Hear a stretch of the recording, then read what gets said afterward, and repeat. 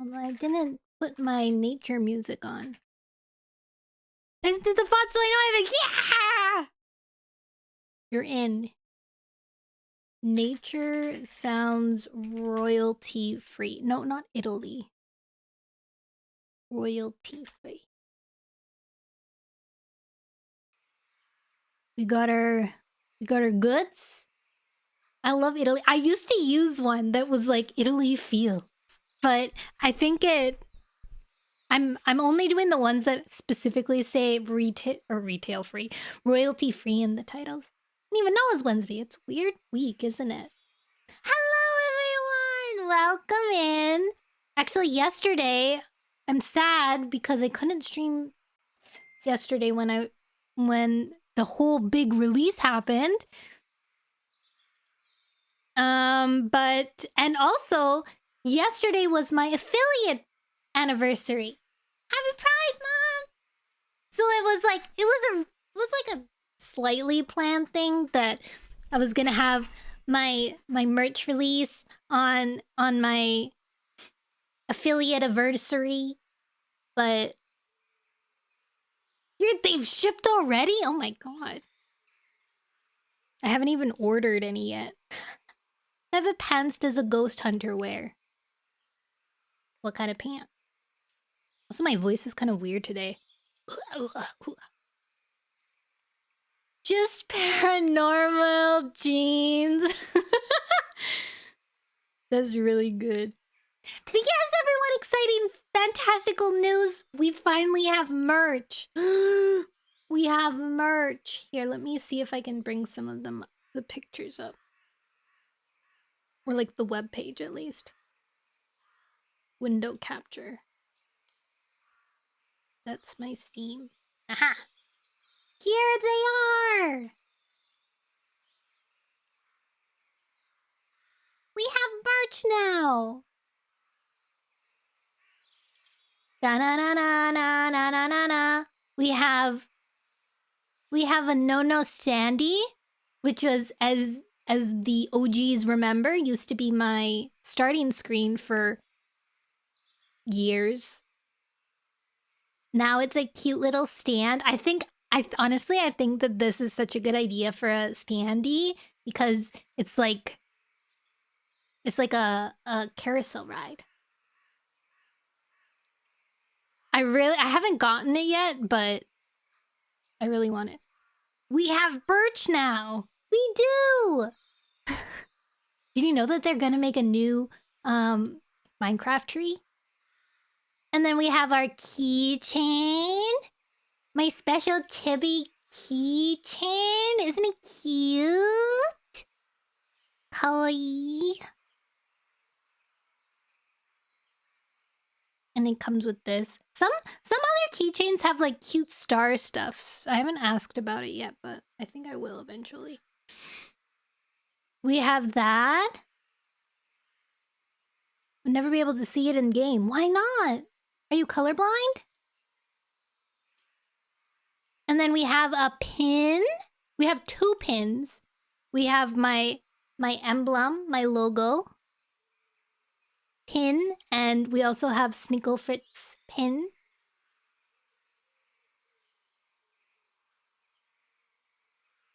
Everything but the standee! And then we have 2 stickers, and here's the good one. This one's really good. The sticker sheet.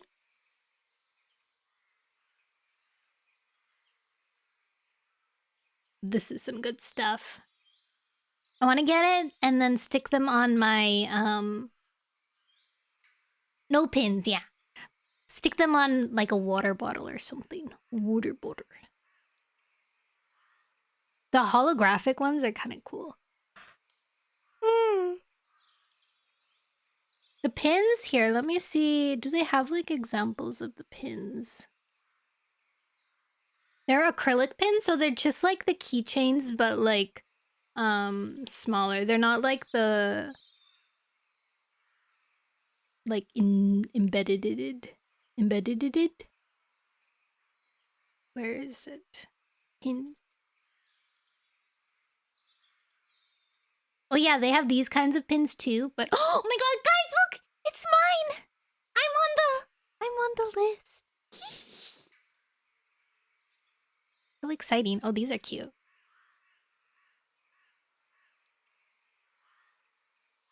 Pencil!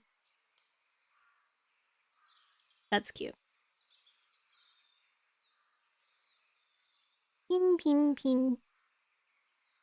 Ooh, sneak.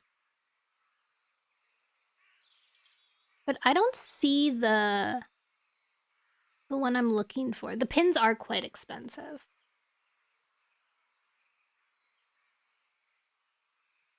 But yeah, we have merch now. We have merch now. Yay! So even through hard times, I'll stick with you. That's a good idea. I should get like, I want to get next. They have plush blankets. Thank you, Juice. Next drop, I want to do desk mat and a hoodie maybe? Gives Aura that her Halloween design would be her normal design but fully plush. What's my Halloween design?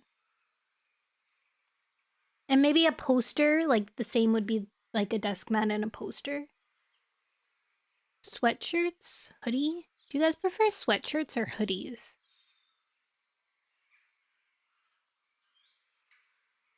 Yes, yes. Yes, yes. A tote bag too would be cute.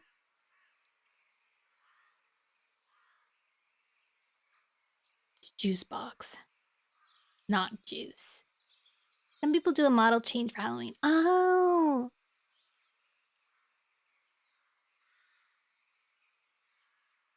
Full plushie. That'd be cute. Anyways, that's the exciting good stuff. I'm really happy they contacted me. They contacted me to ask if I was interested in maybe partnering with them. They're like merch for the little guy. So I'm happy that they reached out and then accepted me. And then like did it so fast. This is like within, I think maybe it was like a month. Like maybe we started working on it a month ago. So really, really quick. And they're working on doing like plushies too in the future, but I think I might work with Dunn found this site for plushies and there's like plush keychains and I really want to do the Snickle Fritz keychain that we have. Where is it? I'll find it for you. Oops. Oops. Image. Okay.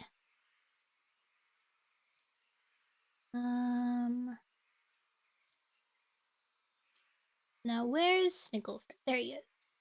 This. I want to make an actual plush keychain that looks like this. It'd be so cute though, wouldn't it? Oh my god, I want it so bad.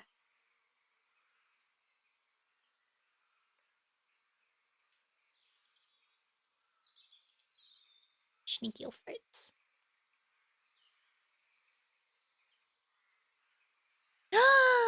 Unplugged! Hi! You're a ghost now, boo! Ah!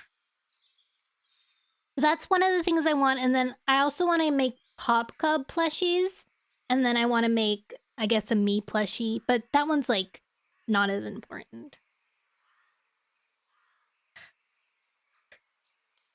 Maybe if it was like a chibi me, one that you can like squeeze, you know, like you grab the body and then their head's like the only thing sticking out. And maybe I'll get like one of those kinds of plushies. I love plushies, me too. Me too, guys. And what else? Celebration! Yesterday was my affiliate anniversary! I don't know how many years it's been now. 4? 5? I don't know. You finally got your Leap Blizzard plushie! Wow, you were supposed to get it for Christmas? Holy. That took a while, huh?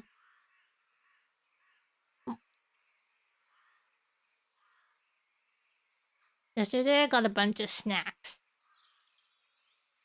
I'm eating hearty blend cookies.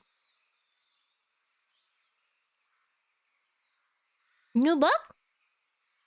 No, it's the same book. We started it 2 weeks ago, right?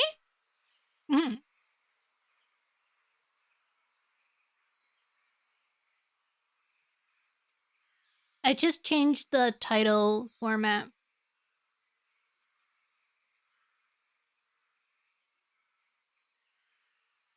Hi, Banny! Mwah! What you munchin'? A hearty blend cookie. You are. I want to eat your food. That'd be nice. Yum, yum, yum. You guys even hear the nature sounds? They're so quiet for me. How about that? Is that better? You want louder?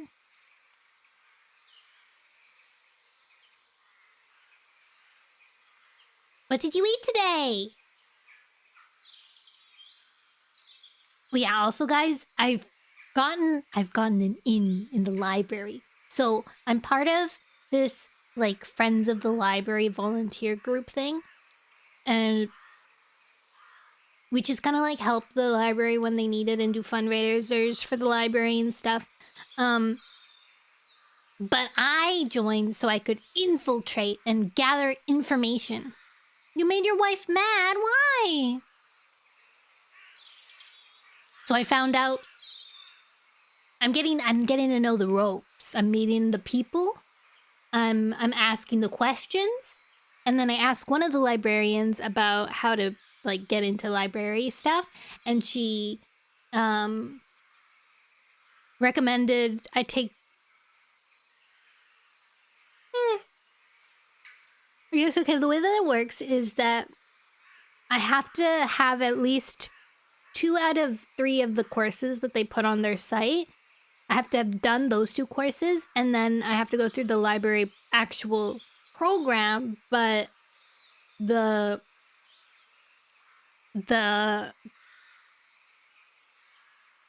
courses I can take, and then I can start working as like a part-time librarian, not like a fully fledged technician or anything, but that's for that. Because it's funny. Was she cute, Mad? I am infiltrating.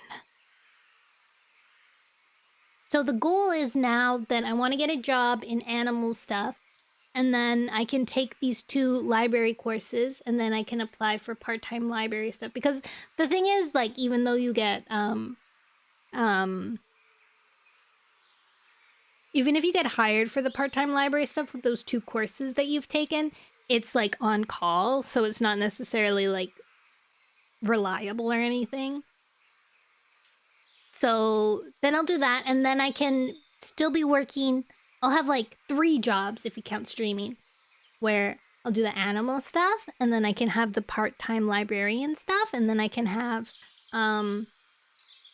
streaming, and then at the same time continue the library program course. She gave me that look. Why don't you stream for animals in a library? You're so right. Why don't I work with animals and I stream while I'm working with the animals? Like they're in the background?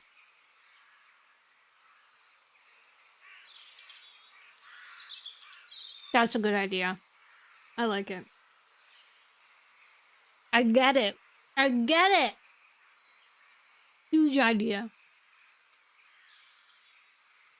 My cat is not in the background, actually.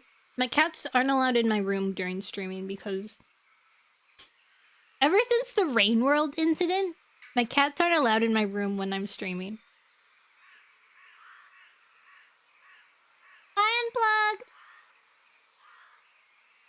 Happy food!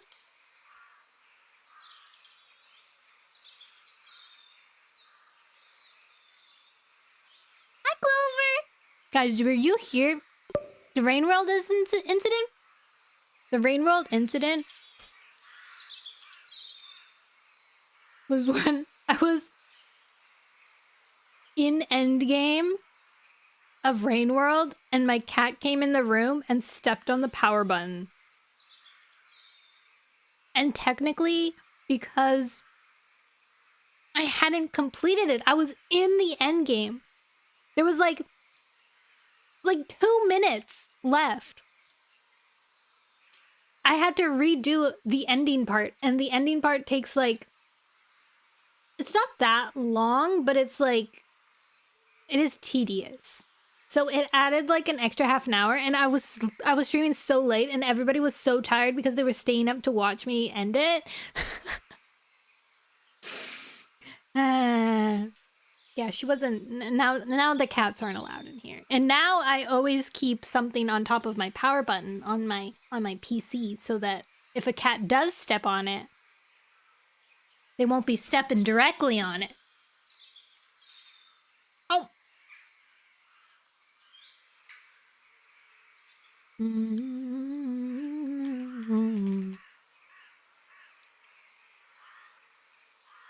Yeah, those are the days.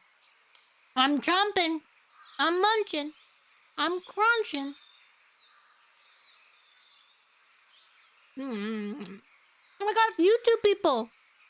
I'm getting subs on YouTube. And I forgot to switch. Okay, I remembered to switch now. Hi, YouTube! Sorry if I've been ignoring you.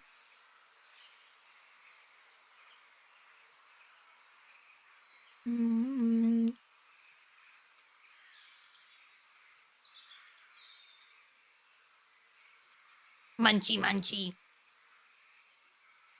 I should do a stream. If I ever get into like ASMR, which I probably won't, but if I ever do, I think the only thing I would do is like eat. Which is like so gross. I hate listening to people eat. But some people do. This could be like kind of like lewd, right?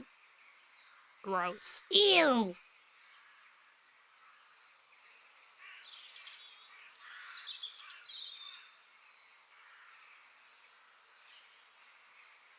You did censor it. What's your updates? What are your massive updates? Time won't let us go. Oh, 34 months. I need to revisit the game. I haven't watched a playthrough in a while either. It's a long while.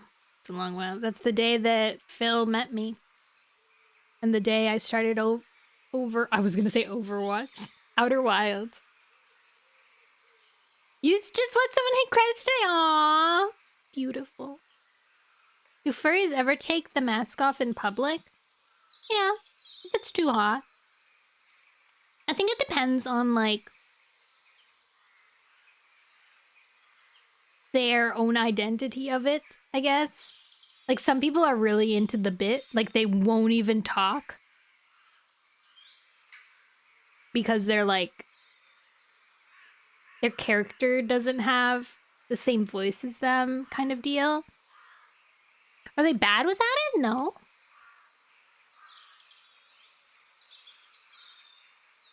Mommy e-girl. Are you like a sugar mommy? Yes? Nice. I can be yours? Please be my sugar mommy. What do people want in return?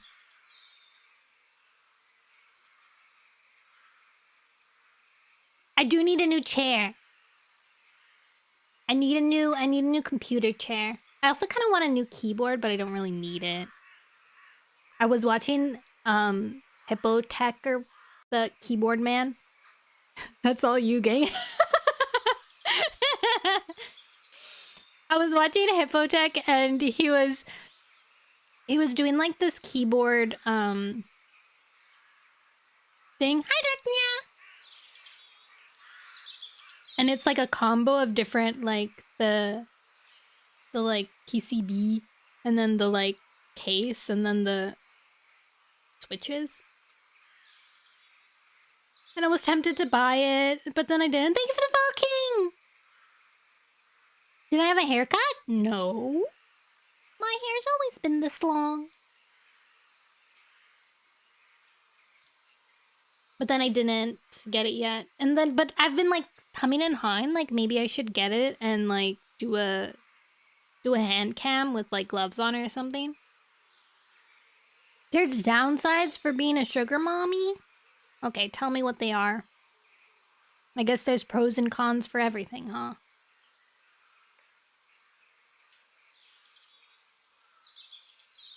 You don't be a good person to me. What?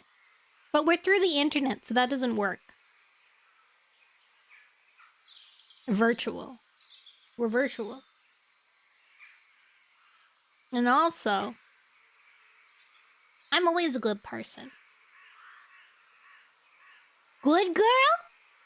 Isn't it supposed to be the other way around? Shouldn't it be you call me good girl? I thought it was like that. You know? What if I call you Ma? Hey, Ma!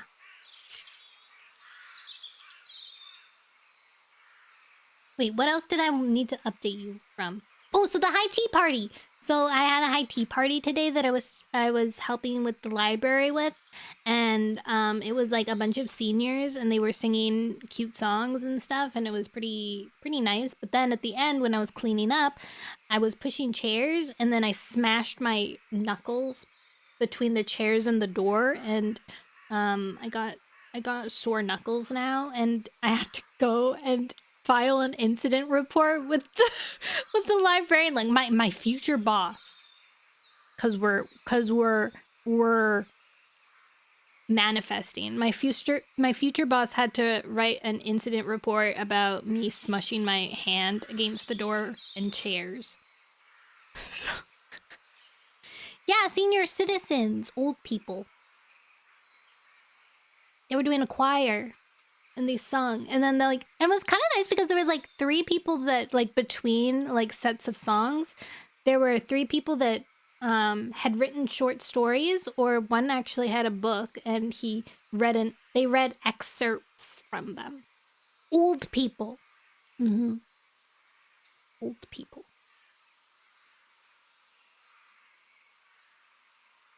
So that's how my day went, and then I came home and immediately started streaming. That's where we are. What else news do I have? We got merch. We got affiliate anniversary. Hi, for snaps.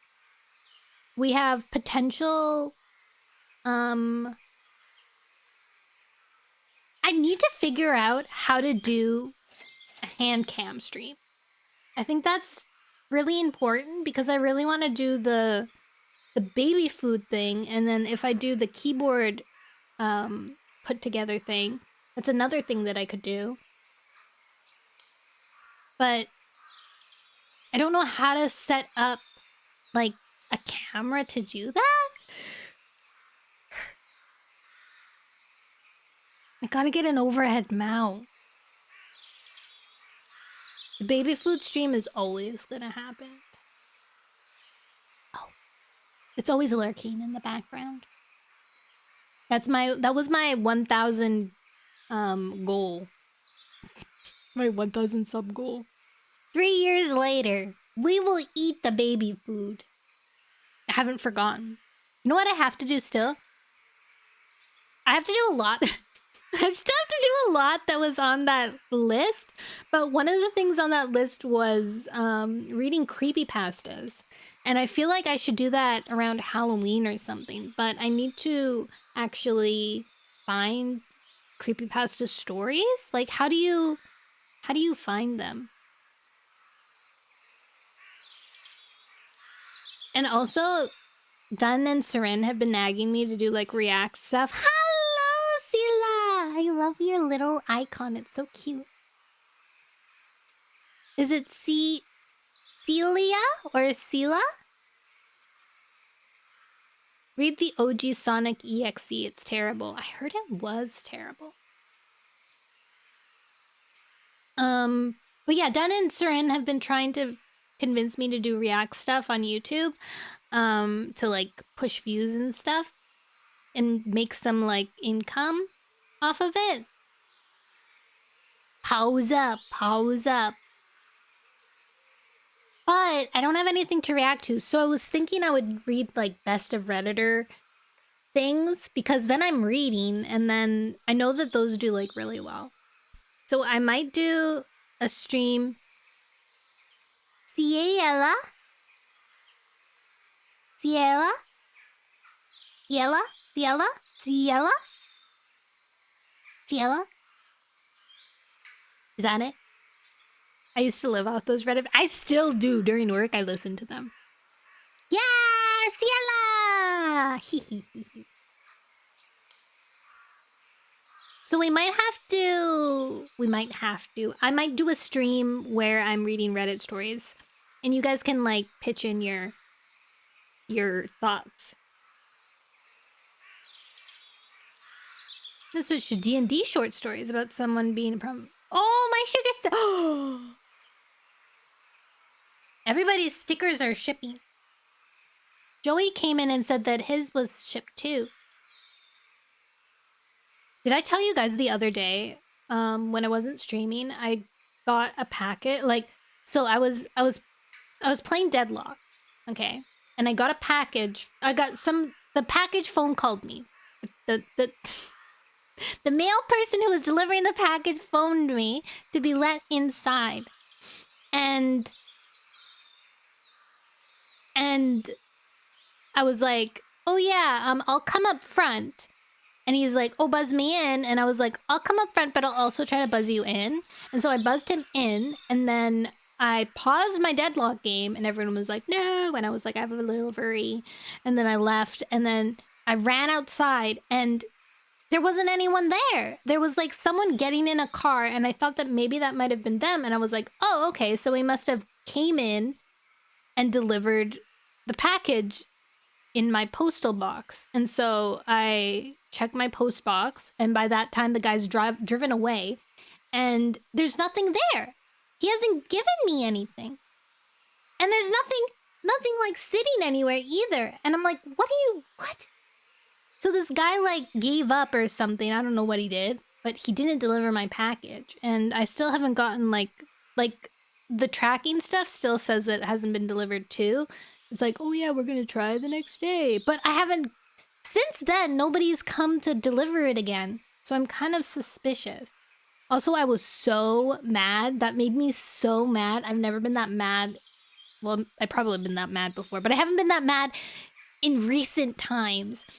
I was so enraged. Like, I felt it in my chest and in my belly. And I couldn't understand how people can live like that. Like, how do you live with that much anger inside your body? It was so much. I felt like I had to run a mile because I was so huffy puffy. And then I smashed some mashed potatoes to let my anger get out. And they were good mashed potatoes. They were actually powdered mashed potatoes. Did you know those exist? They're like powdered mashed potatoes, and you add boiling water, and then they like puff up. But you gotta mix them really, really intensely.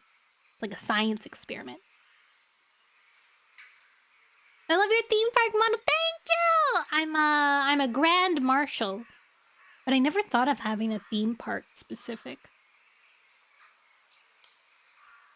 Because usually it's like carnival, but I like that. Next model, I'm in a giant mascot suit, and I take off my head. Like that's the... Actually, that's a pretty good idea. And then I have it like tucked under my arm. But then I can have a version where I have the mascot head on. Bokura flashback. We write it down. Can you see my full model? Yes! Hold on, let me... Where the heck is VTube?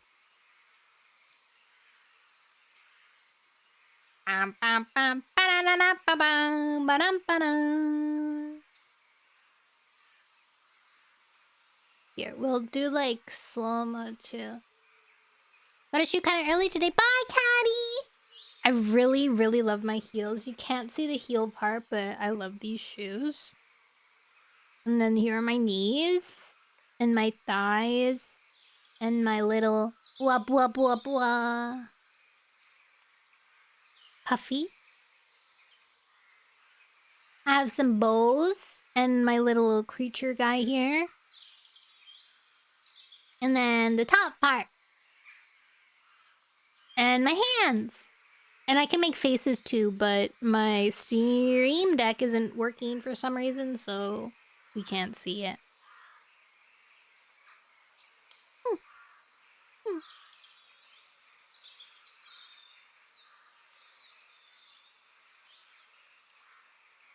I can stick out my tongue. Bleh. And I can puff my cheek.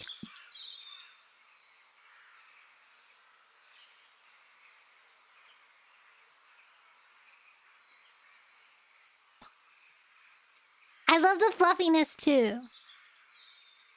My hair physics are really nice. And my ear physics.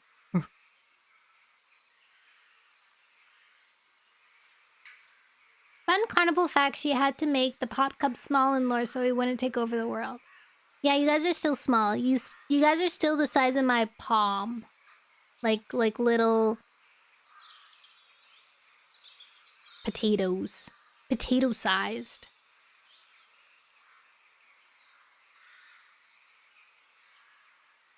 Okay.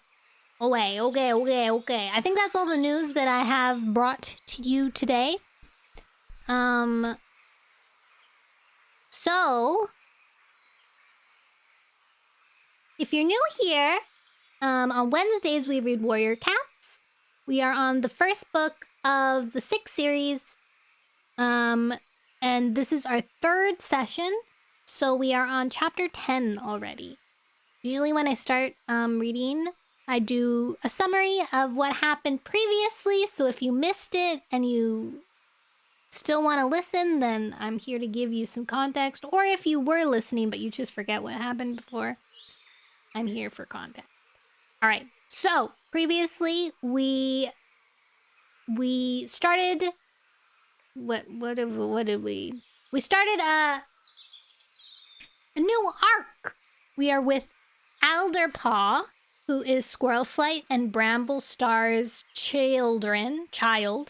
He has a sister named Sparkpaw, and he has 2 deceased siblings that died because they were weak. That is our death count. This is our death count right here. Do you see it? This right here. That's our death count. That's why we have 2 already. So Alderpaw is kind of like a nervous guy. His sister, Sparkpaw, is like really good at everything pretty much. Died because they are weak. That's true. And so the medicine cat's been got a prophecy, and it was like, oh, in the shadows, the sky will clear, or whatever. Look in the shadows, the sky will clear. Something along those lines. And all the medicine cats got that prophecy together, and they told the clans at the gathering, and they're like, hey guys, we got this new prophecy. It was given to us, so yeah, keep that open. Keep that open-minded. And Jayfeather and Leafpool, or actually it was Jayfeather. Jayfeather was the one who had seen there was like a little shadow lurking, and he kind of recognized it, and he realized later that shadow who was dreaming during the prophecy dream was Alderpaw. And so he went and he spoke to Alderpaw, and they decided, you know what, you're probably destined to be a medicine cat if you're having these dreams. And Alderpaw, who was doing really, really, really bad as a warrior, was like, okay, sure, I guess. And so he's now training to be a warrior. Not a warrior. Training to be a medicine cat instead of a warrior. And so he's training to be a medicine cat, and he's kind of like, ooh, You can! Actually, I don't know if you can or not, but I have been doing it for the past like 3 years, so I do have the book though. And you can actually all the audiobooks of Warrior Cats is on YouTube, like the actual audiobooks. So if you wanted to listen to actual audiobooks, you could go on YouTube and listen to them. So I think it's pretty fine. And then what?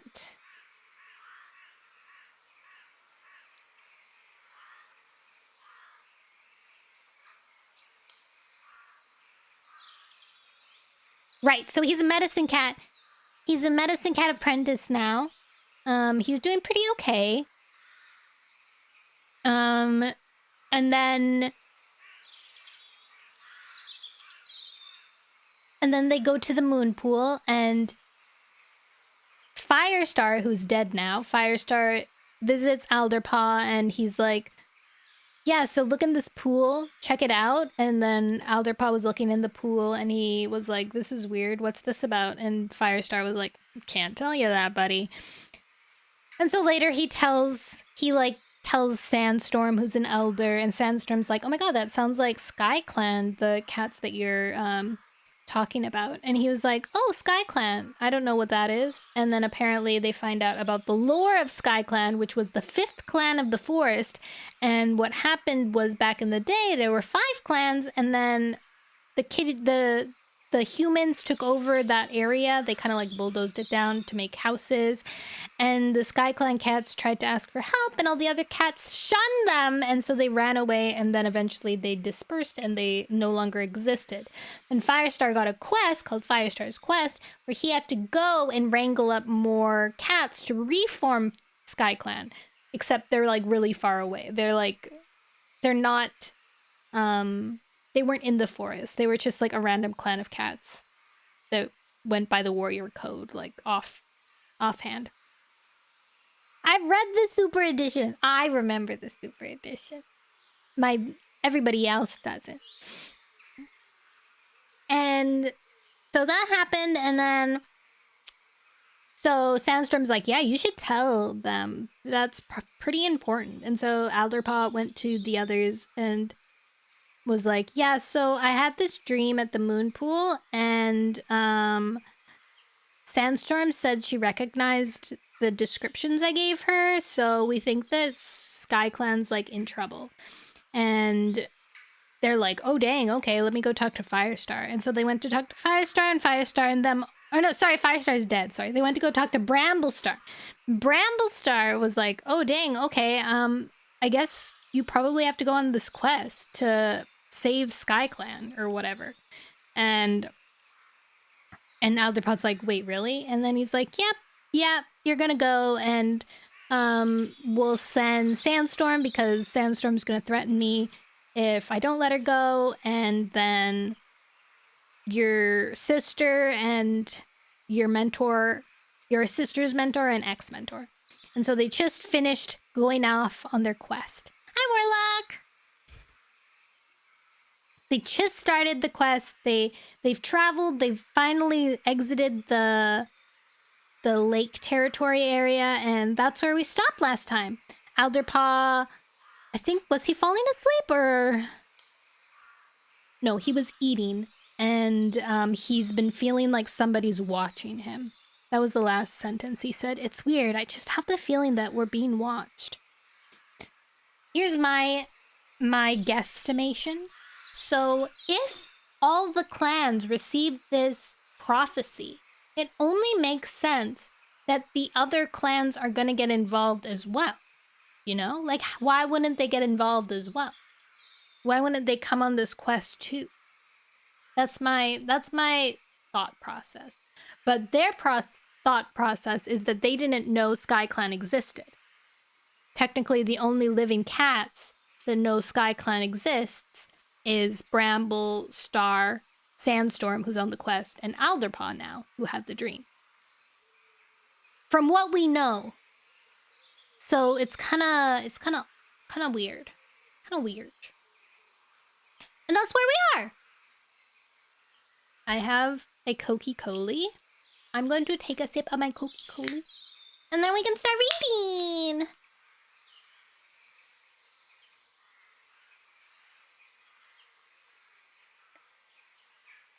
I almost choked. My first breath. I mean sip.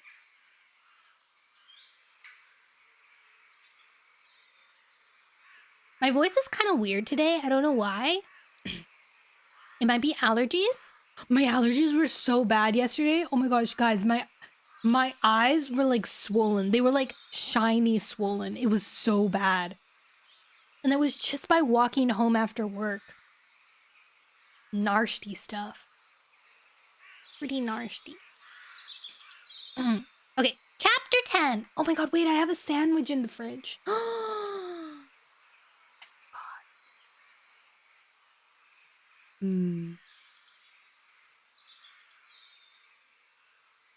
Okay, I'll eat the sandwich later. That's why you take Benadryl, because you can't feel allergies while asleep. The allergy medicine doesn't make me fall asleep. I'm like the opposite of things that should make me fall asleep don't make me fall asleep. Benadryl, though, I do need Benadryl. I do need to take Benadryl because it's the hard stuff. It really works.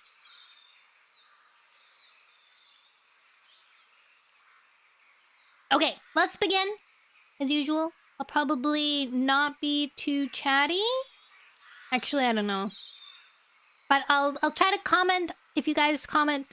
And if there's a raid, I'll probably thank the raid. And if there's a follow, I'll thank the follow.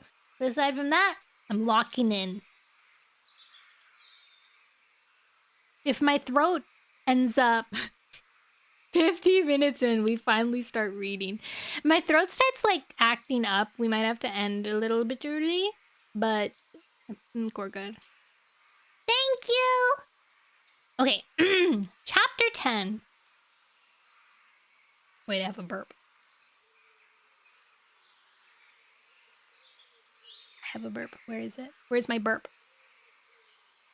Okay, I burped. The sun was going down, the sky a blaze of scarlet, as the cats plodded on through the trees. Alderpaw's belly was growling with hunger. He had felt so tense since Sunhigh, moving further and further away from his home, that he hadn't realized the pain in his belly was because he hadn't eaten. It felt like days since they'd eaten the two-leg food. I think we ought to stop to hunt. Mole Whisker meowed. It'll be dark soon. Sandstorm looked undecided. We still need to get across the Thunder Path, she responded. Though I think we might need to cross first. And then hunt. Hydrate! Hydrating again.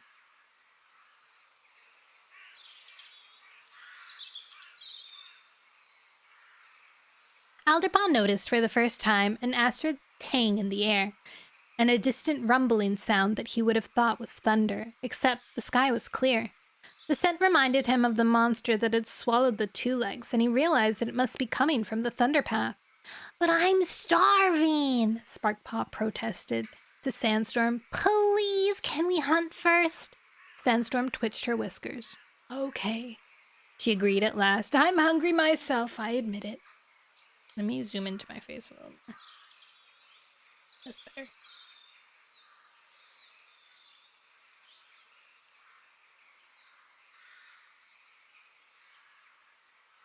Before she had finished speaking, Sparkpaw plunged into the undergrowth and emerged a few moments later with the limp body of a vole in her jaws. Good job, Sandstorm commented with a nod of approval.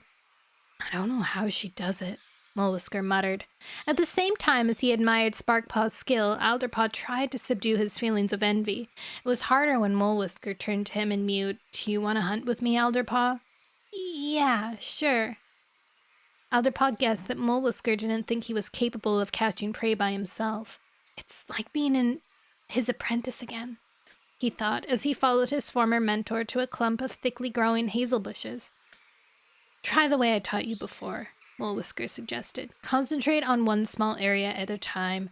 That seemed to be working well for you. Not well enough, Alderpaw reflected, crouching down and focusing on the fallen leaves and twigs underneath the nearest hazel bush. Sniffing carefully, he caught the scent of mouse, and a moment later he spotted it almost hidden in a heap of dead leaves. Trying to remember everything he had learned when he was Mole Whisker's apprentice, Alderpaw crept forward. The mouse seemed unaware of him, scuffling about among the leaves. Then Alderpaw paused, his gaze flickering to a branch above his head. Do I have room to pounce? Will I touch the branch and alert the mouse?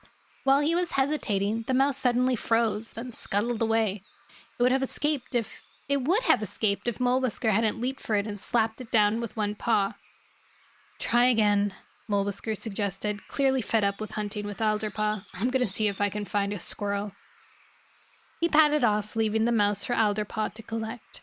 Alderpaw tried again, spotting a blackbird pecking at the grass at the edge of the hazel clump. He slipped into a hunter's crouch and began to creep up to it, determined that this time he wouldn't fail.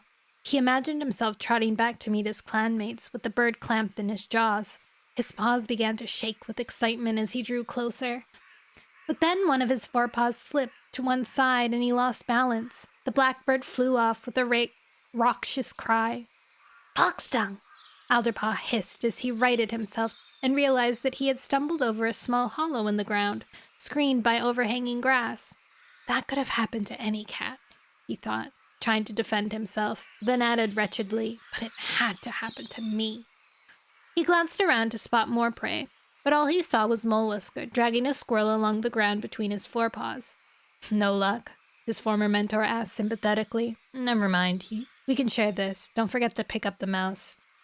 When he returned to the spot where he had left his clanmates, Alderpaw saw that Sandstorm had caught a plump pigeon, while Cherryfall had 2 mice. Hey! Sparkpaw exclaimed as Mole Whisker and Alderpaw approached. You caught a mouse! No, I didn't, Alderpaw replied, dropping his prey. Mole Whisker caught it. He felt more useless than ever as he and his clanmates feasted on the prey. By the time they'd finished eating, the sun had gone down. The shadows were gathering under the trees. It's getting late, Sandstorm mewed. If we want to cross the Thunderpath tonight, we'd better get a move on. As they set out, Alderpaw felt his pelt start to prickle again with the sensation that they were being followed. Eyeing some thick undergrowth as they padded past, he was almost sure that something was watching them from deep inside. He wondered whether he should tell Sandstorm his suspicion. But when he tasted the air, he was so overwhelmed by his companion's scent that he couldn't make out anything strange. They just think I was imagining things, he told himself, trying to shrug off the feeling. Maybe I am. The roaring sound grew louder as the cats lopped on, and the acrid stench filled the air, drowning out the scents of the forest. Before they had traveled many fox lengths, the trees came to an end, and the cats emerged into a strip of grass that bordered the Thunderpath. Alderpaw stared at it, his heart pounding so hard that he thought it would break out of his chest. He had never seen anything so terrifying. Monsters were racing past in both directions, so close that the wind of their passing ruffled the cat's fur. As they ran, they let out weird, high-pitched noises, as if they were talking to one another. Most of them had 2 blazing eyes that cut through the darkness in front of them. Then Alderpaw spotted a monster that had only 1 eye. It looked even more dangerous than the others. A one-eyed monster, Sparkpaw gasped, pressing close to Alderpaw, and for once sounding just as scared as he was. You have to be brave, Sandstorm meowed, her voice steady. We need to cross before it's completely dark. Come with me, and remember what I told you. No cat is to cross unless I give the word. Alderpaw took a deep breath and gathered up all his strength. He closed his eyes and called up the memory of the cats in his vision. I'm doing this for you. Full of resolve, he opened his eyes again. If we have to cross, then that's what we'll do. He followed Sandstorm and stood in a line with his clanmates at the very edge of the Thunderpath. He couldn't believe how close they were to the monsters as they whizzed by. Noise and wind and harsh scents buffeted him so that he hardly knew where he was. The monsters moved so quickly that he couldn't see their paws, just a blur of black as they raced by. Their roaring was so loud it hurt his ears, and their eyes were so bright that he couldn't bear to look at them. Don't worry, meowed Sandstorm, standing next to him. As long as we time our crossing right, the monsters won't get us. Alderpaw wanted to believe her, but he couldn't help noticing the fear in her voice and in her scent. There were no gaps between the monsters where the cats could safely cross. Alderpaw imagined himself squashed beneath those massive black paws, flattened onto the black surface of the Thunderpath. Then something flew out of one of the monsters. It glittered in the light from their eyes, headed straight for Mole Whisker. Sandstorm saw it too. "No!" she yowled, leaping at Mole Whisker and shoving him out of the way. Both cats lost their balance and fell over in a tangle of legs and tails, while the object smashed down on the edge of the Thunderpath and shattered into pieces. Jesus.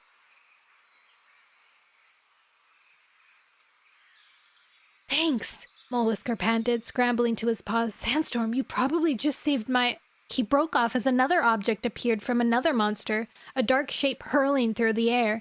"Run!" Sandstorm yelled. "Back into the trees!" No cat waited to find out what the second object was.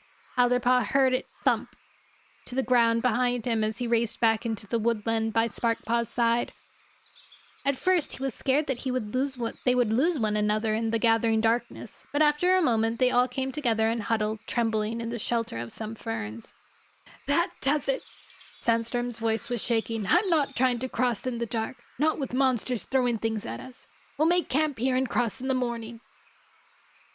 Alderpaw felt a vast wave of relief that he didn't have to go back and face the monsters with their glowing eyes. He tried to squash down the niggling anxiety that he felt when he thought about making the crossing on the following day. Every cat was too exhausted to think of making real nests. They crawled more deeply into the patch of ferns and curled up close together. Alderpaw was grateful for the comforting feel of his sister's fur pressed against him on one side, and Mole Whiskers on the other, but as sleep washed over him, his felt tingled with the certainty that he could still feel their mysterious followers' eyes. Sunlight slanting through the ferns woke Alderpaw the next morning. Scrambling up, he pushed his way out into the open to see Sandstorm grooming herself at the foot of a beech tree. There were no signs of the other clanmates.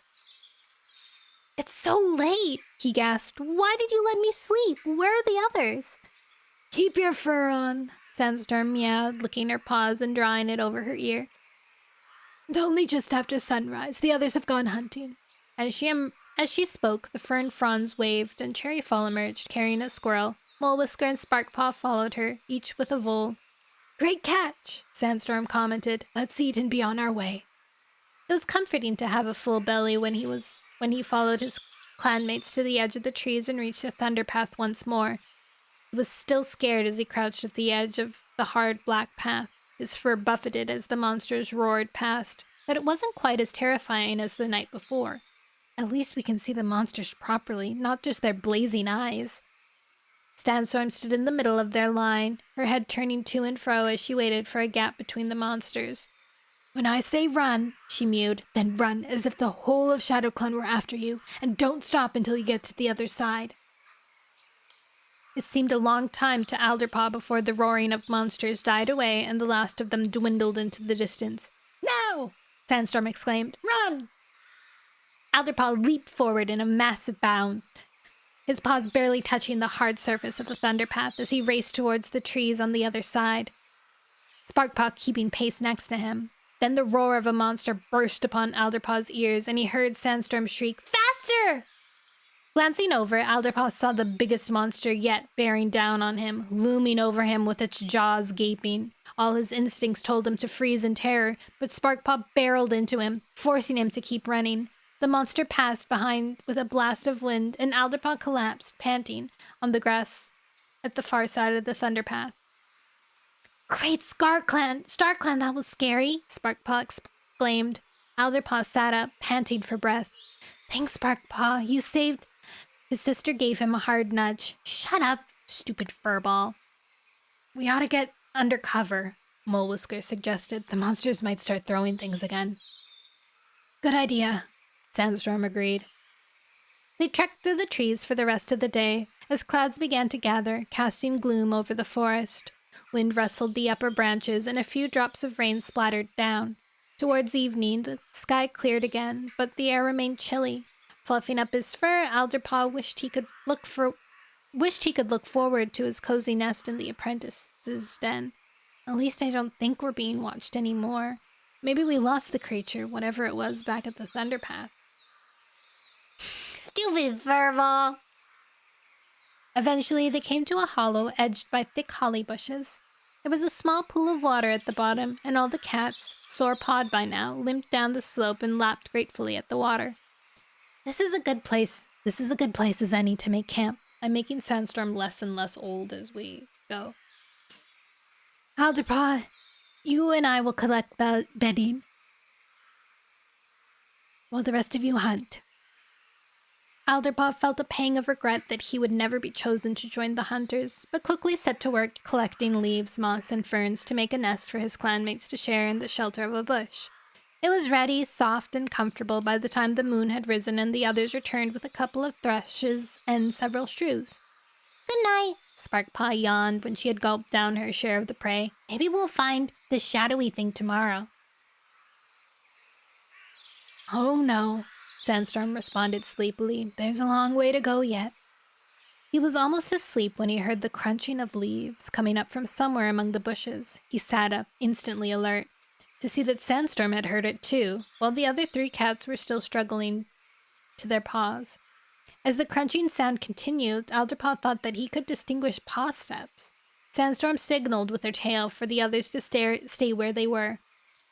I'll check it out, she whispered. As cautiously as if she were stalking a mouse, Sandstorm crept out of the nest and headed towards the bushes. She had almost reached them when the night air was split by a ferocious growl. A strong reek flooded over Alderpaw, and he let out a yowl of fear as a shape hurled out of the bushes and lunged at Sandstorm. Alderpaw caught the flash of teeth and claws, the gleam of malignant eyes. Oh no! Sparkpaw wailed. I think that's a fox! Whoop. Ruh-oh, Raggy! Chapter 11.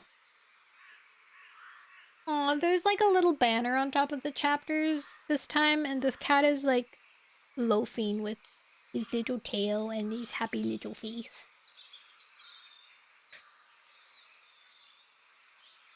Chapter 11. Alderpaw couldn't believe how fast the fox was. He watched, stunned, as its wiry body leaped through the air and landed on Sandstorm, its pointed snout burying itself in her fur as its gnashing teeth sank into her shoulder. Sandstorm let out a shrill yowl of pain. Shaking off his shock, Alderpaw raced forward and flung himself on top of the fox. Snarling, it turned and reared up, throwing Alderpaw off its back. Free of its jaws, Sandstorm rolled away, looking dazed. Blood was pouring from the wound in her shoulder. Get out of this! Alderpaw called to her. It's too dangerous! You're hurt! Sandstorm hesitated, sliding out her claws, then reluctantly started dragging herself off to one side. Alderpaw darted towards the fox again, scoring his claws down its side, then leaping back out of range as it snapped at him. Where are the others? He thought. He gazed around, and his heart pounded even harder as he saw a second fox attacking his other clanmates, who were defending themselves desperately. They won't be able to help me, Alderpaw realized, his terror mounting. The night air was full of snarls and yowling and the reek of blood. Alderpaw's fox swiped at his face, and he barely managed to duck in time to avoid the blow. The fox lunged at him again. Leaping backwards, Alderpaw crashed into something hard, and he realized that he was trapped against a tree of a trunk. A trunk of a tree, sorry. A tree of a trunk. The fox growled, claws raking at the ground in front of it. Alderpaw tried to hiss at it in defiance, but the sound came out weak and unthreatening. I wouldn't even frighten a kit. Alderpaw braced himself as the fox crouched to spring, but before it could move, a high-pitched cry rang out. In the moonlight, Alderpaw saw a whirlwind of fur fly out of the bushes and land right on the fox's back. The fox let out a fearsome screech and thrashed back and forth, trying to dislodge the ball of fur from its back, but the furball had dug its claws in and managed to cling on. It's a she-cat, Alderpaw realized. Great StarClan, she's brave, but she's no match for a fox. There was no time to wonder who the strange cat was. Throwing himself back into the fight, Alderpaw tried to get his claws into the fox's throat, but his grip gave way as it shook its head violently. Then he realized that Sparkpot had joined him, fighting fiercely by his side, slashing at the fox's shoulder, then darting back out of the range. Swipe at its eyes! The cat on the fox's back called out. Go for its hind legs! The cat on the fox's back reminds me of, like, Cat in the Hat kind of rhymes. Big dog, small dog, the big blue dog in the big blue house. The cat on the fox's back kind of thing. The strange cat's voice sounded oddly familiar to Adlerpaw, but he had no time to think about that, and in the fitful moonlight he couldn't see her clearly. Whatever you do, don't let go, Sparkpaw gasped to her. I wasn't planning to. The strange cat raked her claws along the fox's back. You think it's Needlepaw? While Alderpaw and Sparkpaw kept on attacking from the side, trying to throw the fox off balance. At last the creature screeched and with a massive shake hurled the strange cat off. She went sprawling in a patch of ferns. Alderpaw dashed between her and the fox, ready to defend her, but the fox had clearly had enough. It turned tail and ran, while Cherryfall and Mole Whisker drove the second fox after it. Sizzle! Ribs. I haven't had a good rib in a while. I have to go to a rib fest. I need to. For a few heartbeats, all the cats stood still, their chests heaving as they fought for breath. Sandstorm was the first to speak. Is every cat okay? I'm fine, Alderpaw responded. I banged my shoulder on the ground, Mole Whisker mewed. I think it'll be stiff tomorrow, but it's not serious. I've just lost a bit of fur, Cherryfall added. Alderpaw began sniffing Sparkpaw all over to make sure she was unhurt, though she wriggled under his questing nose. Honestly, Alderpaw, I'm fine. So am I. The voice of the strange cat came from behind Alderpaw, and he turned to see her emerging from the clump of ferns where she had fallen. Thanks for your help, he meowed, and the other cats joined in a chorus of agreement. I think the fox would have gotten me if it weren't for... Just then, the moon came out from behind a cloud, and Alderpaw got a good look at the strange cat for the first time. Needlepaw! He gasped. Ha! Knew it! I knew it was going to be Needlepaw. Do you know why I knew? Because why would they introduce Needlepaw 3 times, or maybe 2 times, really quickly in the beginning of the book? No reason. No reason except that she was going to be big.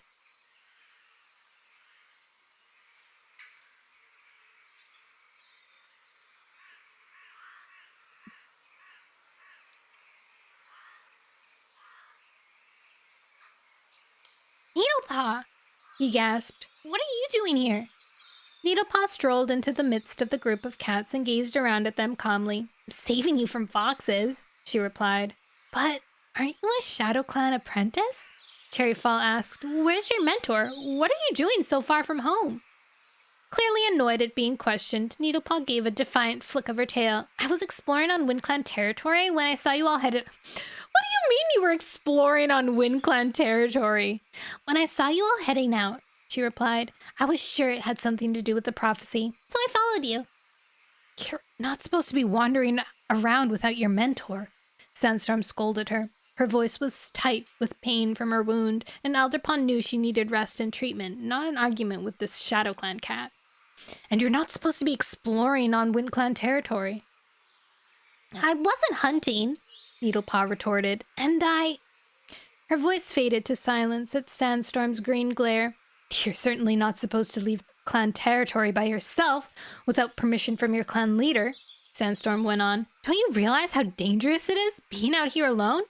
You're gonna be in a lot of trouble with Rowan Star when you get back. Needlepaw returned her glare defiantly, but kept her jaws clamped shut.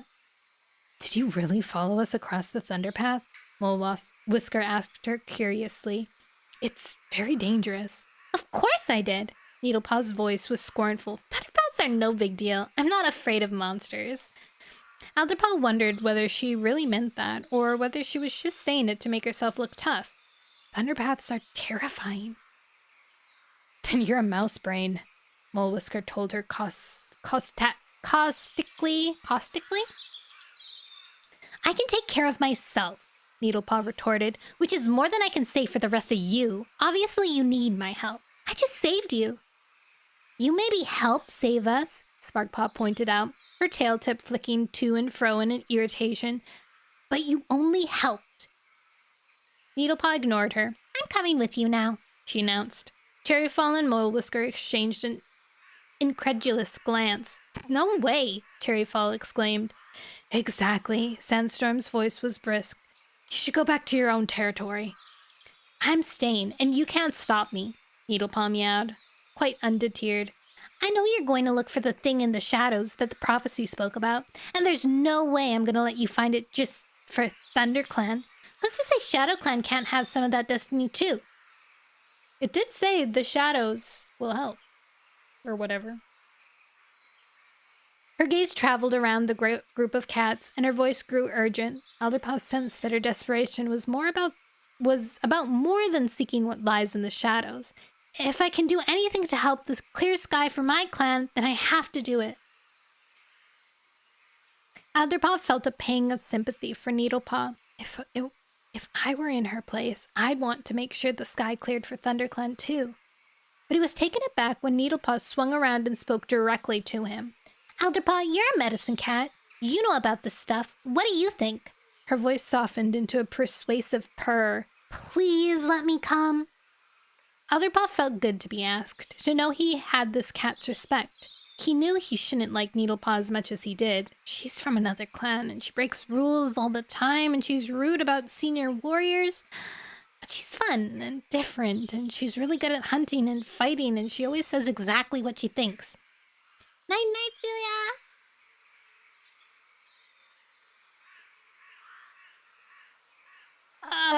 I don't know, he stammered uncomfortably. I'm not sure This is Alderpaw's quest, Sandstorm broke in, to Alderpaw's relief. But even so, he cannot make this decision alone. We must discuss it in private.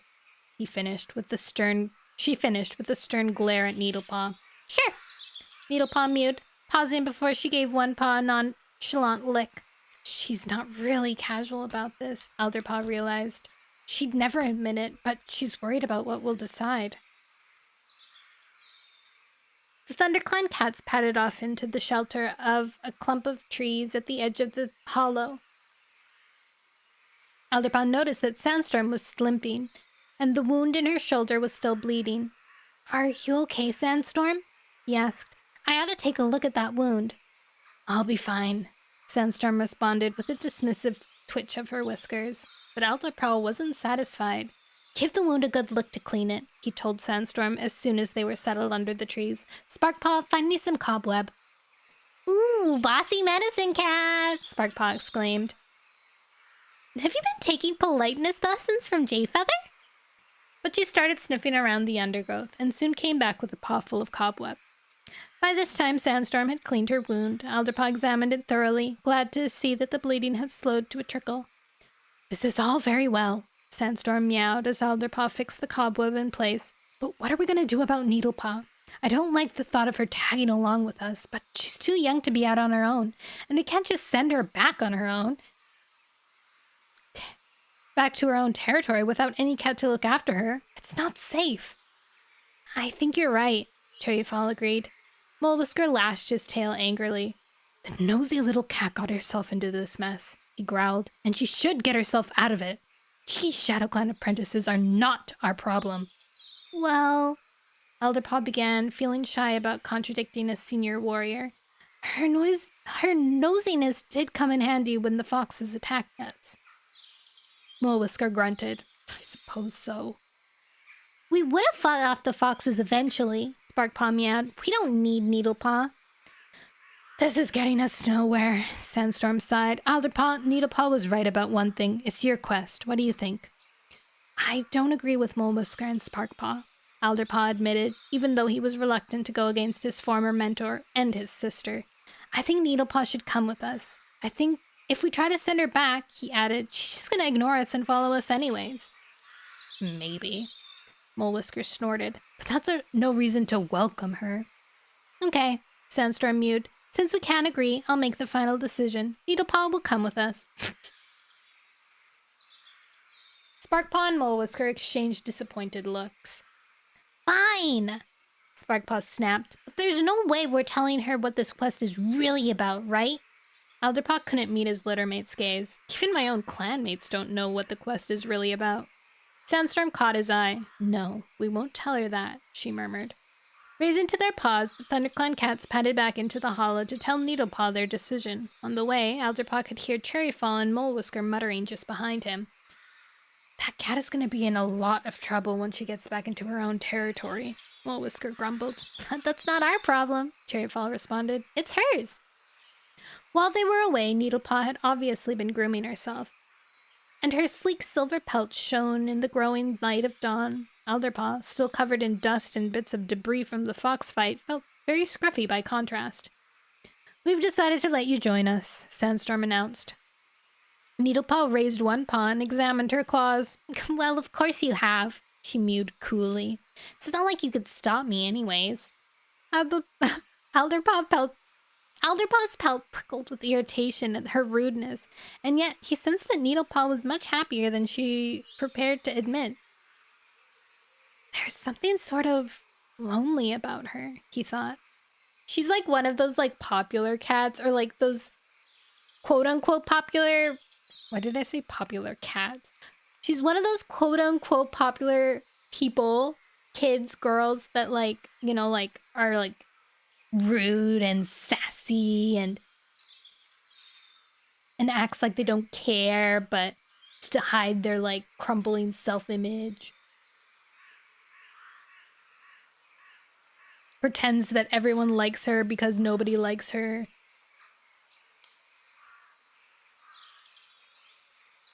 As the sky began to flush red where the sun would rise, Alderpaw saw Needlepaw's face more clearly, and he thought he could see in her eyes how pleased she was to be included. Chapter 12. Sandstorm, Alderpaw meowed. Now that the sun is up, I want to have a better look at your shoulder. The older she-cat sighed. I was expecting you to say that. She stayed still while Alderpaw peeled off the cobweb he had applied the night before. A small amount of blood was still oozing from the wound. What can we do to help? Sparkpaw asked, peering anxiously over his shoulder. Hi, Lord Bennett! Comfrey root, he replied. Cherryfall, Mole Whisker, could you go and find some? It has large, long leaves. The root is black, and it has a tangy smell. The stuff you put on my pad, right? Cherryfall asked. I know exactly what to look for. Come on, Mole Whisker. Honestly, it's not that serious, Sandstorm protested as the two warriors disappeared into the undergrowth. I'll be fine. You still need to let me treat the wound, Alderpaw responded. It's important. It felt weird to be telling an elder what to do, and he was glad when Sandstorm gave a reluctant nod. Meanwhile, give it another good lick, Alderpaw added. Then it'll be ready for the Holtis. I've always pronounced it. Okay, I'm gonna look up how you actually pronounce this because I feel like I've been pronouncing this wrong for like 2 years. Oops. No, I don't want AI. Poultice. Okay, I've been pronouncing it wrong. Poultice. The sun has not risen much further up the sky by the time Cherryfall and Mole Whisker returned, carrying plenty of comfrey. Alderpaw was set to work at once, chewing up the root, and once it was fine enough paste, he applied it to Sandstorm's wound. Sandstorm relaxed, letting out a long sigh as the juices sank in. Thank you for the follow, Lord Bennett! That feels so much better, she murmured. How'd the rest of you? Alderpaw meowed. We're fine, honestly, Sparkpaw protested. You're fine when I say you are, Alderpaw retorted, remembering what Jayfeather liked to say to cats who didn't want to be fussed over. So cute. How he's getting like Jayfeather's mannerisms. Leafpool was so sweet, and then they're getting Jayfeather so snippy. Hi, Clover. Happy lurking. What did you miss? 3 chapters. We also haven't been live for 1 hour and 30 minutes, Goofy.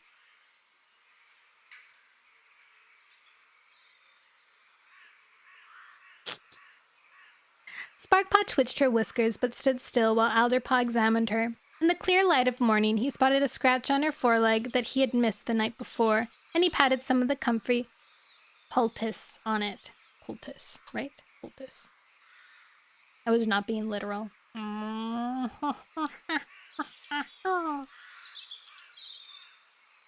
Thanks, that's great, Sparkpaw mewed. Hey, do you know your ear's been bleeding? Alderpaw hadn't realized his ear was stinging, distracted first by the stress of the fight, and then by the discussion about Needlepaw and the need to treat his clanmates. Daft furball! Sparkpaw gave him a nudge. Hold still and I'll give it a lick. Her tongue rasped swiftly over his ear. Now I'll dab a bit of that root on it, she continued. There, all done. Do you think I'd make a good medicine cat? No way. Alderpaw gave a purr of amusement. But you're gonna be a sensational warrior. When he checked his other clanmates, Alderpaw was pleased to find that although the fox had chewed out some of Cherryfall's fur, she wasn't actually injured. My shoulder still aches a bit, Mole Whisker told him, but it's not so bad. I think it'll be fine once we get moving. I can see a scratch on your back, Alderpaw meowed, turning to Needlepaw. He felt slightly shy at offering to help a cat from another clan. Do you want me to look at it? Please, Needlepaw replied, with an uncomfortable wriggle. That mange-pelted fox threw me into a gorsebook, and it hurts! Examining her more closely, Alderpaw saw that a couple of thorns were sticking into Needlepaw's back, and she had a nasty scrape clotted with dried blood. You've picked up some thorns, Alderpaw mewed. Crouch down and I'll get them out. Needlepaw flattened herself, and Alderpaw managed to get his teeth into the shanks of the thorns and yank them out, then spit them onto the ground. A trace of blood welled up where they had been. Now comfrey root, Alderpaw continued. This'll take the pain away. She stretched and relaxed as the comfrey juices soaked into her back. Thanks, Alderpaw. You must be a really good medicine cat, because I feel better already. And hungry. Alderpaw's pelt grew hot with embarrassment at Needlepaw's praise, and he was glad to step back as Cherryfall organized a hunting patrol. She and Mole Whiskers, Sparkpaw, and Needlepaw headed off into the trees, while Alderpaw stayed with Sandstorm. You're doing a good job, Alderpaw, Sandstorm murmured when the others had gone. Alderpaw ducked his head. Thanks, Sandstorm. He wasn't sure he deserved the compliment, but he felt himself filling up with happiness like a hollow filling up with rain. Sunhigh was still some ways off when the hunting patrol returned. Mole Whisker and Sparkpaw were each carrying mice, while Cherryfall had a vole. Alderpaw's eyes stretched wide with amazement when he spotted Needlepaw with her prey. She was dragging along a pigeon and a squirrel, both of them so big that she could hardly manage them. She picked up her pace to stride ahead to the bottom of the hollow, where Alderpaw and Sandstorm were sunning themselves beside the pool, and dropped her catch at their paws. Alderpaw tried hard to hide how impressed he was, but he was sure that Needlepaw could tell. Not bad, huh? She meowed. You don't regret having me around, do you? And I got even more than that. Sparkpaw and the others caught up and put down their own prey. Alderpaw could see that her sister looked a bit annoyed to be outdone by Needlepaw, and kept casting sidelong glances at her. It's true, she meowed to Sandstorm. Needlepaw did catch more than a squirrel and the pigeon. She caught a big fat rat. So, where is it? Sandstorm asked. Needlepaw already ate it, Sparkpaw sounded outraged. She ate it herself! That's against the warrior code! Alderpaw would never have said so out loud, but he felt that it wasn't their place to teach Needlepaw about the warrior code. She's not a part of our clan, and even if she did eat the rat, she still brought back more prey than the other three put together. Let's all just eat and relax a bit, Sandstorm responded to Sparkpaw. Her voice sounded weary. We've had an exhausting time, and we could all do with a good meal and some rest. Sparkpaw said no more, though she ruffled up her fur indignantly and glared at Needlepaw, who seemed quite untroubled by her complaints. Let's eat, Needlepaw mewed. Come on, Alderpaw, you can share my squirrel. Sharp pangs of hunger were clawing through Alderpaw's belly, and every mouthful of squirrel seemed like the best prey he had ever tasted. But as he sat up again and used one paw to clean his whiskers, he noticed that his sister had disappeared. Where's Sparkpaw? He asked, an uneasy feeling prickling in his pads. Suppose those foxes come back. But then there would have been a fight. She wouldn't just vanish. The ThunderClan cat scattered around the hollow, looking for Sparkpaw, crying out her name. There was no response, but then Sandstorm called to them from a bush where she and Alderpaw had made a nest the night before. "She's here!" Alderpaw bounded up to see his sister cozily curled up among the ferns, her tail wrapped over her nose. She was snoring softly. "Should we wake her up?" Cherryfall asked as his clanmates clustered around. "I think she's got the right idea," Mulwhisker commented, stretching his jaws into an enormous yawn. "Yes, let's let her sleep," Sandstorm agreed. "In fact, I think we should all sleep for a while." Alderpaw thought that Sandstorm looked particularly exhausted. Though he said nothing, he was beginning to realize that this journey, especially with her injury, was taking more out of her than she was willing to admit. "Who will keep watch?" he asked as the others were settling down in the nest. "We know there's foxes around." "Hi, Laggy." Azerbaijan. Yeah, I think Sandstorm's gonna... I mean, she's already old. I think either she's gonna die or she's gonna stay with SkyClan. Whatever happens in SkyClan.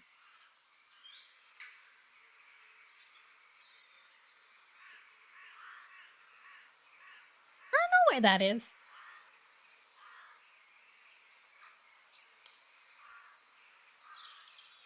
I should volunteer, he thought, trying to ignore the weariness weighing down his limbs. This is my quest, after all. We wouldn't be on this trip if it weren't for my vision, and even though I didn't ask for it, I'm responsible for them all. I'll do it. Needlepaw, who had taken no part in the search, strolled up from the pool, licking drops of water off her whiskers. I don't need much sleep anyways, and now that my belly's full, I could go on for days. Thanking Needlepaw, Alderpaw curled up in the nest and closed his eyes with a sigh of relief. But instead of sinking into a refreshing sleep, he found himself standing on a bleak moorland hillside with tendrils of white mist wreathing around him. The sky glittered with stars, and somewhere in the distance shrieks of distress split the silence of the night. His pelt tingled with fear. Alderpaw padded in the direction of the cries. Dark shapes began to appear through the mist, and as he drew closer, he realized they were cats, standing in a circle and crying out their anguish to the stars. "Help us! Oh, help us!"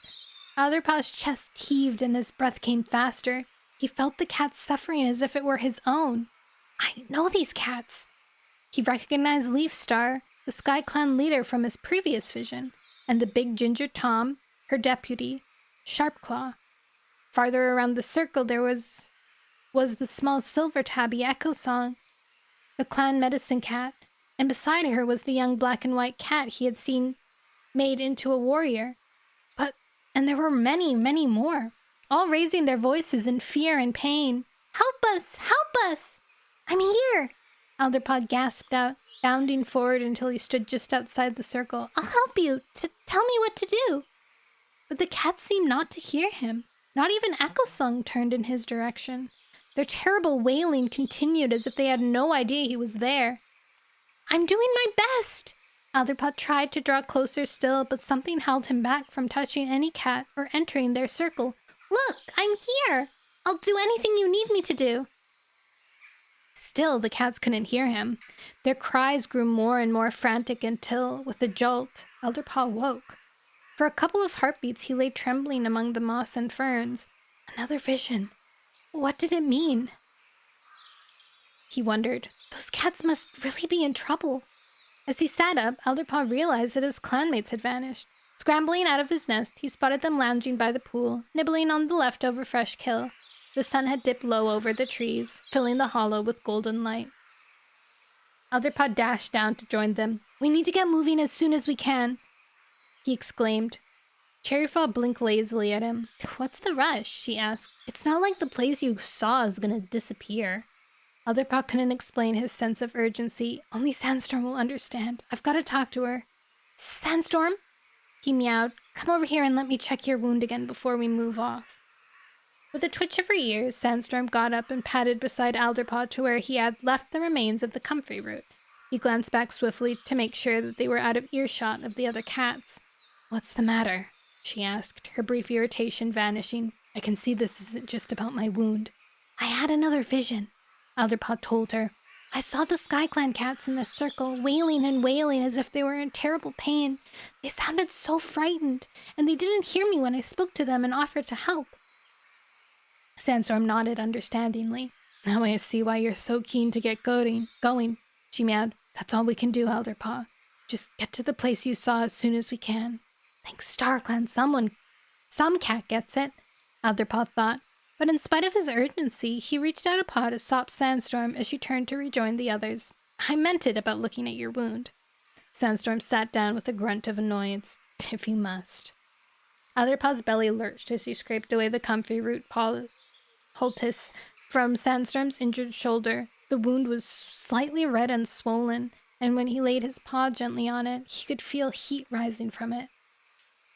This could be the beginning of an infection, he told Sandstorm, trying not to let his voice shake. You really shouldn't be traveling until it's healed.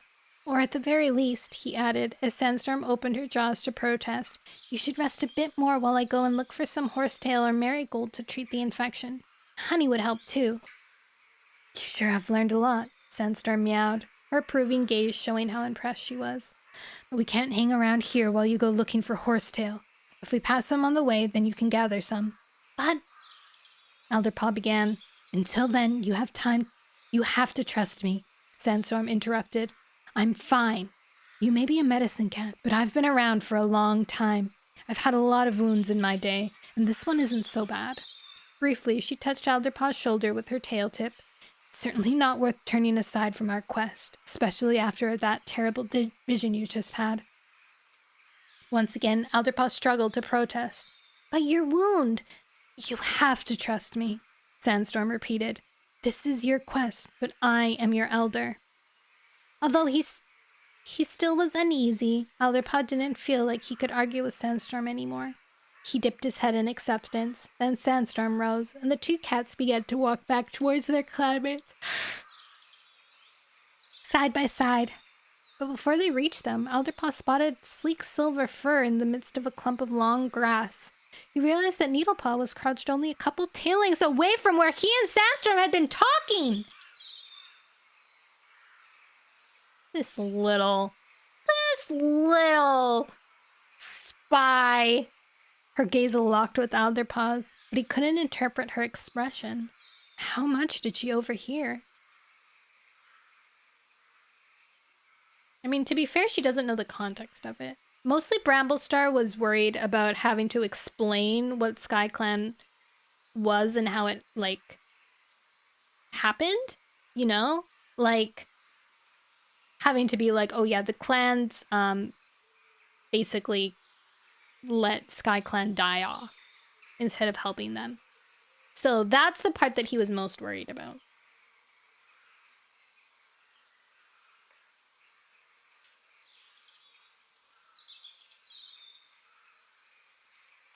Chapter 13.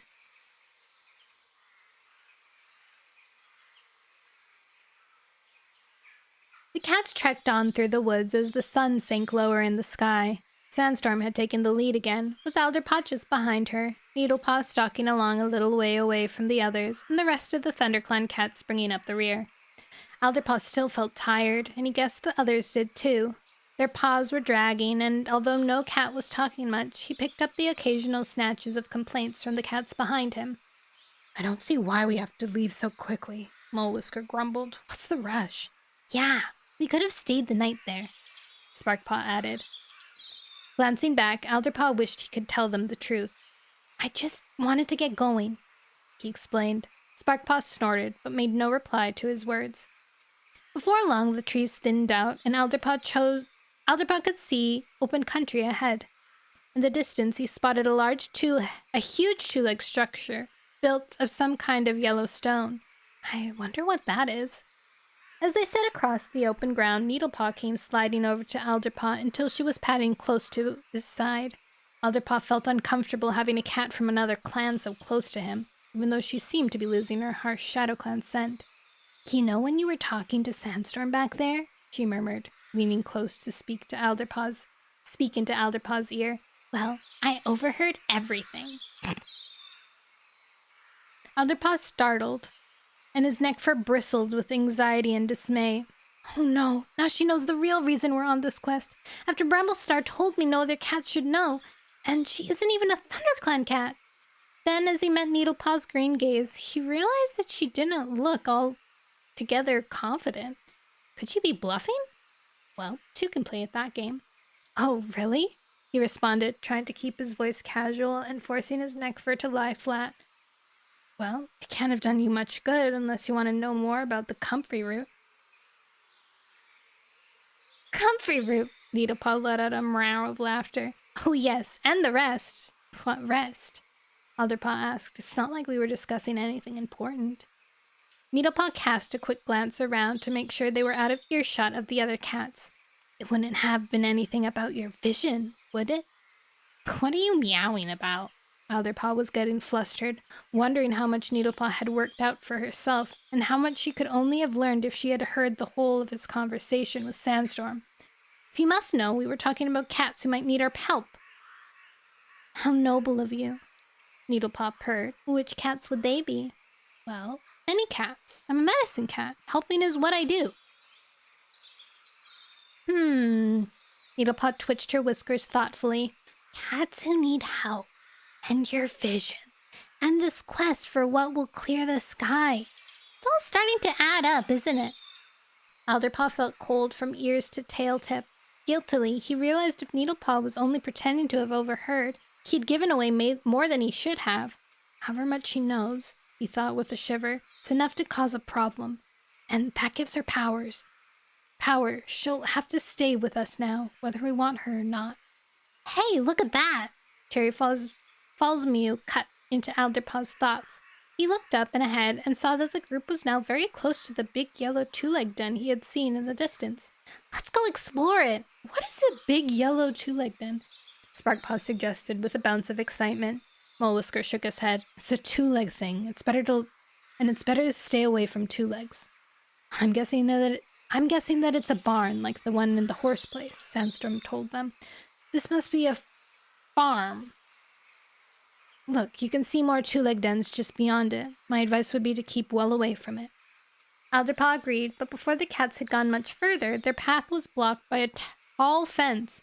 It was made of interlinked tendrils of some harsh, shiny stuff, topped with fearsome-looking spikes. Now what do we do? Cherryfall asked, dismayed. The fence stretched into the distance on either side. Alderpaw realized it would take far too long to go around it. While he was hesitating, Sparkpaw stepped forward and sniffed at the bottom of the fence. Maybe we could try going under it, she suggested. What are we, rabbits? Needlepaw muttered, while Sparkpaw scraped experimentally at the earth where the fence disappeared into the grass. No, she reported, with a discouraged shake of her head. It seems to go a long way down into the ground. And maybe there's a hole that we can fit through, Molewhisker mewed. Alderpaw led the way along the fence for a few fox lengths, but everywhere it was strong and intact. Only a mouse could have slipped through the gaps between the tendrils. There's only one thing to do, Needlepaw announced at last. We'll have to go over it.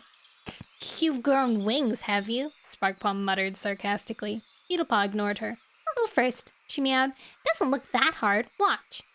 Every cat watched nervously as she began to climb, fitting her paws into the narrow spaces between the shiny tendrils. The fence bobbed and swayed alarmingly, but Needlepaw kept going until she reached the very top, her paws balancing between the spikes. Be careful! Sandstorm called out. For a moment, Alderpaw was certain that Needlepaw would impale herself on the sharp spikes, but then, bunching and stretching her muscles, she flung herself off the top of the bobbing fence and landed neatly on the other side. Easy! She called out, giving her shoulder a smug lick. Hi, words and things! Thank you for the follow! If she can do it, so can I, Sparkpaw mewed, swarming up the fence, the same way Needlepaw had, then leaping gracefully down on the far side. Cherryfall went next, more slowly but without mishap, and Molewhisker followed her. And now your turn, Alderpaw, Sandstorm told him. I'll go last. Alderpaw's belly squirmed as he approached the fence. He tried not to think of the spikes tearing into him, or of looking like a fool in front of his clanmates. Needlepaw. He began To begin, he climbed slowly, but he made himself think of the cats in his vision, crying out in anguish and far more terrified than he was now. I have to do this. They need me. More determined, he managed to pick up the pace, and he found it wasn't as hard as it looked to hold himself upward with his paws slotting into narrow gaps. The only really frightening moment was when he clung to the top of the swaying fence. For a moment, his belly felt queasy, then he launched himself into the air and thumped down beside his sister. I did it! Sandstorm had already begun to climb. She made it quickly to the top, but clinging between the spikes, she hesitated. Her paws slipped, and she fell, crashing down on the ground and rolling over. Sandstorm! Mole Whisker's yowl was full of panic as he lurched forward, dropping to his belly to stop her momentum. The older cat fell against him and then lay still, panting. Elderpaw rushed over to her, with his other clanmates hard on his paws. Are you okay? He asked anxiously. Sandstorm sat up. I'm fine, she rasped, as if for a moment she had trouble breathing. I just felt like being a bird. Well, don't try it again, Elderpaw responded. Sandstorm rested for a little while, and then the cat set out again, still heading for the big two-legged den. Walking beside Sandstorm, Elderpaw noticed that her wound looked bigger, and drops of blood were oozing out of it. Did you catch your shoulder on one of the spikes? He asked her.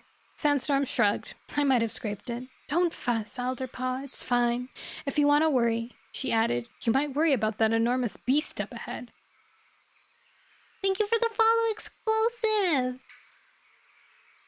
Elderpaw had been so concerned about Sandstorm that he hadn't noticed what lay in front of them.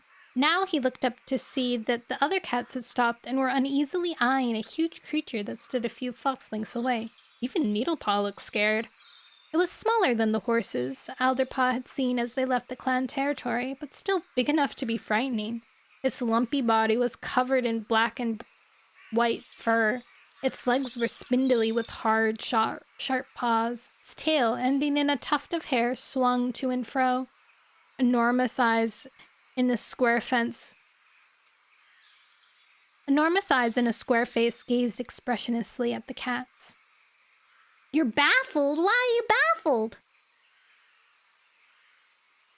What is it? Sparkpaw gasped. Nothing to be afraid of, Sandstorm mewed calmly. I've seen them before, and they're not unfriendly. Mostly, they just ignore cats. Mostly? Elderpaw asked nervously. Shh. Sheesh. I love it when people like do something like they make like a joke or they say something smooth and then they made it like, whew, I'm crazy, or like, oh, I'm so good, I'm slick.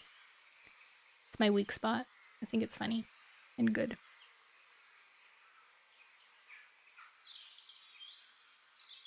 They're okay unless something scares them into running. Then they're big enough to trample us under paw, so we need to be careful not to scare this one. You've no idea how good that makes me feel, Mole Whisker muttered. Elderpaw forced his paws into motion, heading in a wide circle around the strange animal, never taking his eyes off it. Oh, I'm good. Sorry, I'm reading. I'm in the middle of reading, so I won't be able to talk quite well. Okay.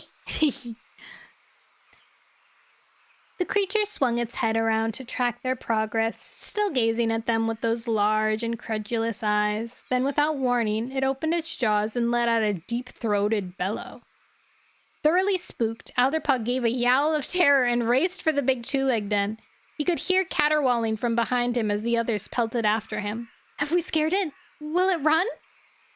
But when he halted and looked back, panting, the huge animal hadn't stirred. It just stood there, still staring at them. Its jaws moved rhythmically as it chewed. Great Starclan! Cherryfall exclaimed. What is that? After a moment, Sandstorm let out a roar of laughter, and the others joined in, beginning to relax. Elderpaw suddenly felt ashamed of his nervousness, and he could see from his friends' faces that they felt the same. Let's move on, he meowed. Skirting the big yellow den at the cluster of smaller dens, the cats headed away at a brisk lope. Elderpaw hoped that they were leaving the two-leg stuff behind them until they spotted a smaller wooden den, with birds pecking at it pecking at the earth around it and straying into the cat's path. What are those? He asked curiously. The birds were bigger than pigeons. Chickens! The birds were bigger than pigeons, with reddish-brown feathers and scaly yellow legs. They didn't pay much attention as the cats approached. They're birds, Mouse Brain, Sparkpaw replied to Alderpaw. And that means they're prey. Crouching down, she began to creep up on the nearest bird. There was no cover, and the bird spotted her as she pounced. It spun around to face her, flapping its wings and letting out a series of harsh squawks. The rest of the birds scattered, running across the grass as if they didn't know how to fly. But the bird Sparkpaw had tried to hunt stretched its neck out and attacked her with fresh, furious pecks. Sparkpaw leaped backwards, hissing defiantly. It looks like you're the prey, Needlepaw meowed, her voice full of laughter and her eyes gleaming. Leave them be, Sandstorm ordered, gesturing with her tail for Sparkpaw to rejoin them. It's not worth risking injury. We'll hunt when we get past this place. Yes, we need to keep going, Alderpaw added, urgency prickling in his paws as he remembered the desperate cries of the SkyClan cats. Looking sulky, Sparkpaw obeyed. She glared at Needlepaw as the ShadowClan cat let out a stream of squawks in imitation of the weird birds. Stop messing around, you crazy furball, she muttered. But Needlepaw seemed not to understand the need to move on quickly. Alderpaw's irritation with her rose as she poked her nose into every hole and clump of long grass. She halted at the sight of another strange creature, smaller than the first, but with the same hard, pointed paws. It had curving horns and a long wisp of hair dangling from its chin. What is that? Ox? An ox, maybe? Alderpaw shivered at the sight of its eerie eyes. It let out a high-pitched, drawn-out cry, and Needlepaw at once tried to imitate it, snorting with laughter at her own weird meows. Whenever you've finished, Alderpaw snarled, giving her a hard shove. Keep your fur on, Needlepaw retorted. She was still bouncing around like a kid on its first day out of the nursery when the cats approached a hedge. Beyond it, rows of tall, yellow-brown plants stretched into the distance. Alderpaw could hear a faint rumbling and noticed a haze hanging in the air. There may be a thunderpath on the other side of this, he mewed. Sandstorm nodded. I still think this is the way we should go. Without hesitating, Alderpaw began to push his way through the hedge. Fortunately, the bushes weren't too thick. Sandstorm, watch out for your shoulder, he warned. Sandstorm brushed through without mishap, while Cherryfall and Molewhisker followed. Sparkpaw pushed Needlepaw ahead of her and brought up the rear. I swear by StarClan, Sparkpaw hissed as she emerged. If you behave like this for much longer, I'm gonna claw your ears off. Needlepaw swiped playfully at her. You can always try. Let's go, Alderpaw mewed curtly. He headed out into the stretch of yellow-brown plants. Their stalks were hard and scratchy, and the ground under Paw was hard, bare earth.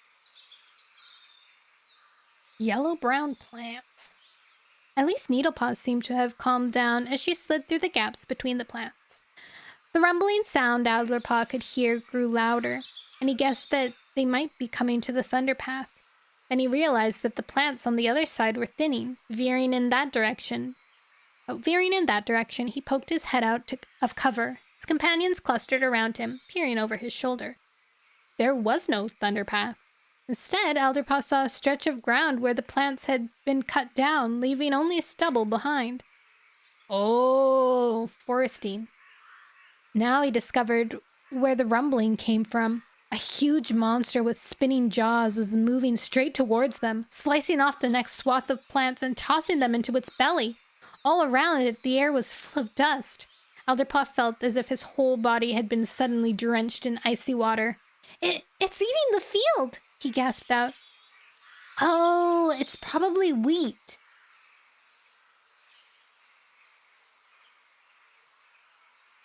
And it'll eat us, Sandstorm meowed. It could gulp down all 6 of us at once. Run! Alderpaw whipped around and began to race through the plants, bobbing and weaving as gaps opened up. Behind him, he heard Cherryfall yowl, Stay together! Glancing over his shoulder, Alderpaw could spot all the other cats racing along with him. The tall plants blocked his view of the monster, but he knew it was close. The noise it made seemed loud enough to rattle the air. We have to keep running. As he fled, Alderpaw realized that the hard ground had given way to soft mud that clung to his paws and gave off a terrible smell. Manure.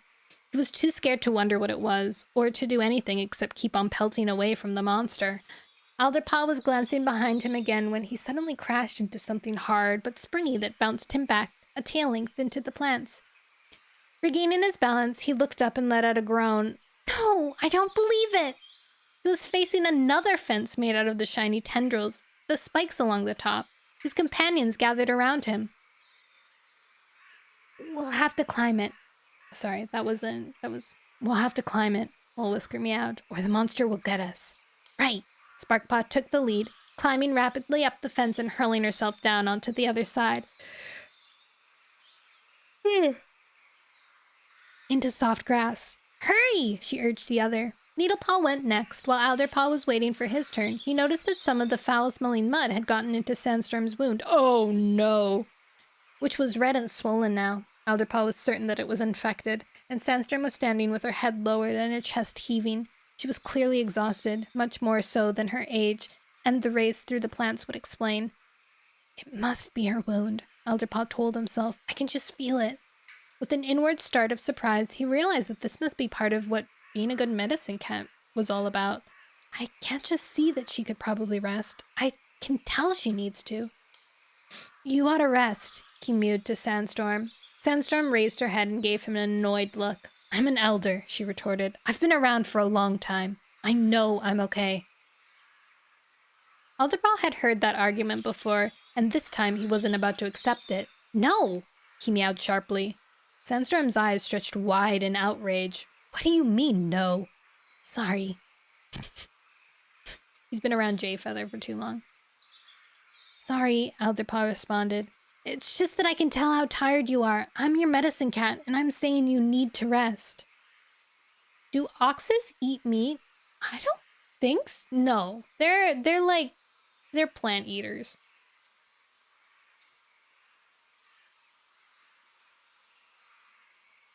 How scary would it be if cows and horses ate meat? Freaky.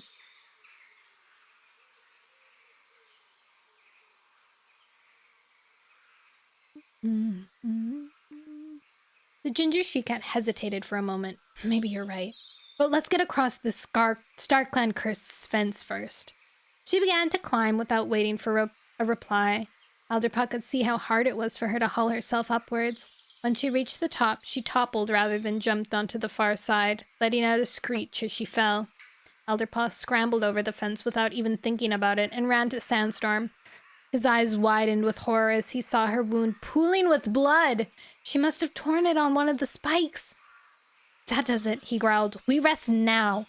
Turning to the others, he added, Find me some cobwebs. The cats scattered to search among the bushes that were dotted here and there across the grassland.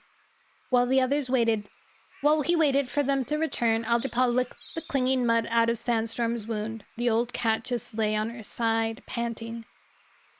When his companions returned, Alderpaw packed the wound with cobwebs, but blood still kept oozing out of it. He gazed down at Sandstorm, trying to ignore his rising panic. Her wound is worse now, and she's weaker. How will she fight off the infection? Cherryfall touched him on the shoulder. It's getting late, she meowed. Should we hunt? Alderpaw looked up, startled. In his anxiety, he hadn't noticed that the sun had gone down and the shadows of the night were gathering. Please, he responded. I'll stay with Sandstorm and fix up some nests. He found a gentle hollow sheltered by elder bushes and heaped dead leaves into it before helping Sandstorm across to it.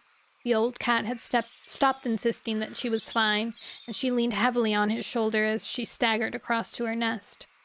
Cherryfall came back with a mouse as Alderpaw was getting Sandstorm settled.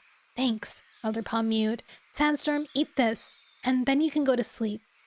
Bossy furball, Sandstorm muttered, but she ate the mouse and curled up without protest. I think it'd be more disgusting because they'd throw their food. Ew, you're right! Oh my god, that'd be so gross. Their drool would be like red. Ugh, gross. Watching her, Alderpaw was relieved to see that the bleeding had almost stopped. At the same moment, he realized how bone-weary he was.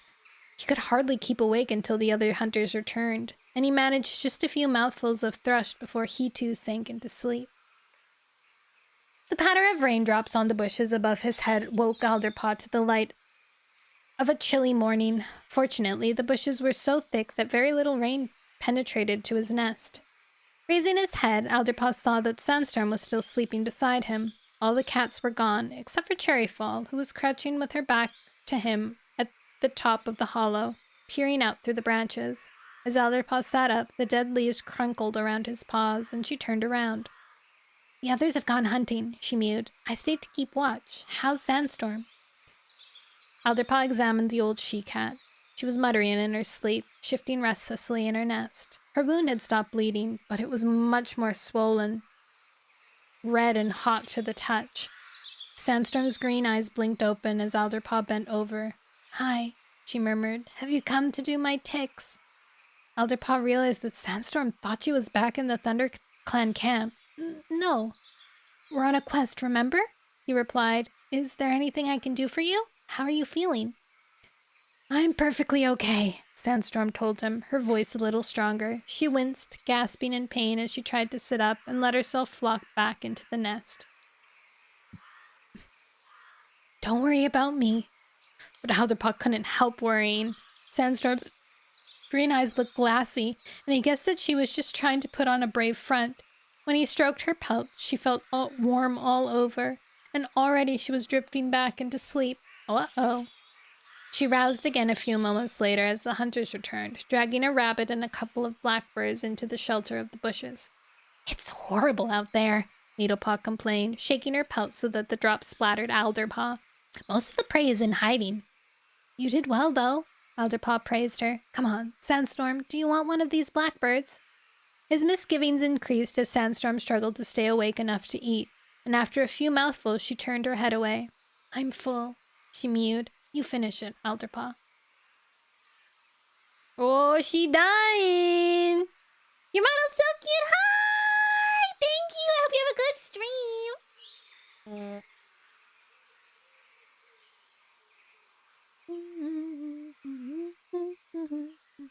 When the other cats had settled down at the top of the hollow to eat their prey, Alderpaw rose to his paws to talk to them.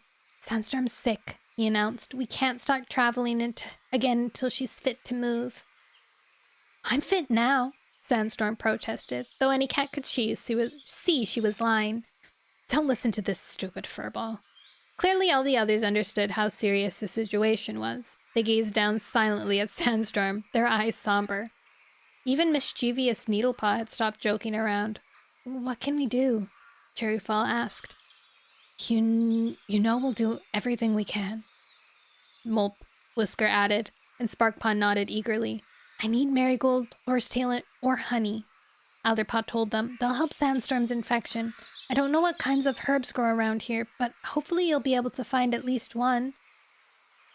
When his companions had gone, Alderpaw sat beside Sandstorm, gently licking her ears as she drifted in and out of sleep. He hardly noticed when the rain eased off, until a weak ray of sunshine sliced through the bushes. It brought Alderpaw a slight glimmer of hope.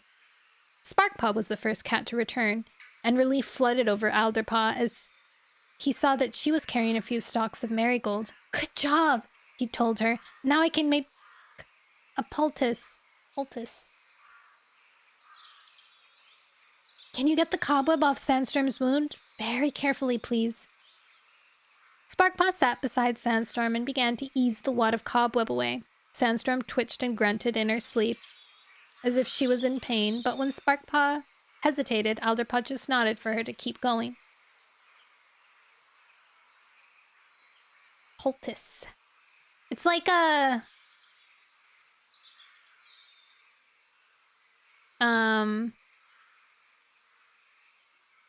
Poultice. A poultice is a soft, moist mass of herbs, clay, or other substances applied directly to the skin. So it's like paste.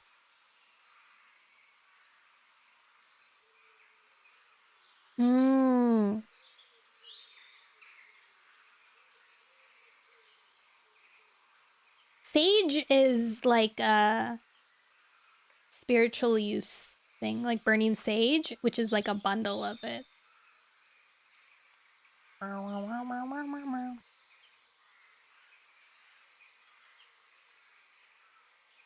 While he was chewing up the marigold, Needlepaw pushed her way through the bushes with the dripping ball of moss in her jaws. I couldn't find any herbs, she meowed, setting the moss down beside Sandstorm, but I brought this. I thought she might be thirsty. That was a really good idea, Elderpaw told her, feeling warmer towards the Shadow Clan cat than ever before. Needlepaw ducked her head to lick her chest fur, embarrassed at his praise. Sandstorm, Elderpaw gently stroked the older cat's head. Wake up and have a drink.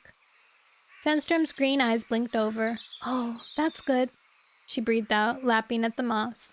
While she drank, Elderpaw plastered the marigold poultice to her wound. I just hope it's enough, he thought. I wouldn't worry so much about the infection if she weren't so weak from the bleeding. He let out a long sigh. Oh, I wish Leafpool or Jayfeather were here to help me. Sandstorm reached out her tail to touch him briefly on his shoulder. Don't worry, Elderpaw, she rasped. I'm gonna be fine.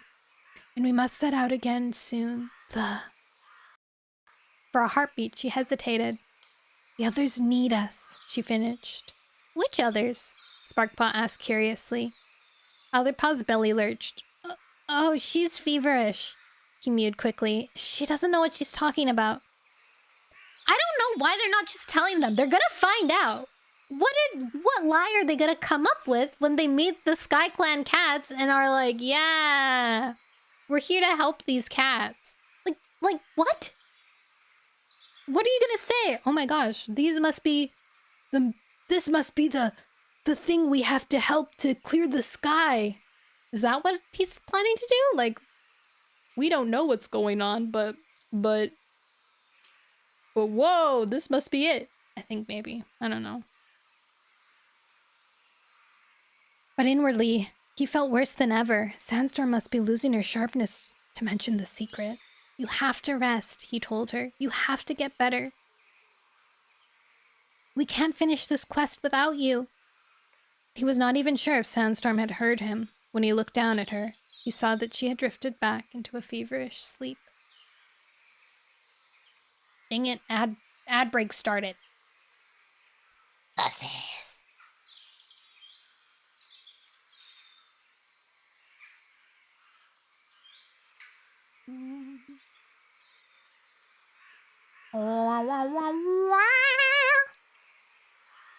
Discord. Understand the trope of leaders trying to hide their pain if they're nearly dead. True.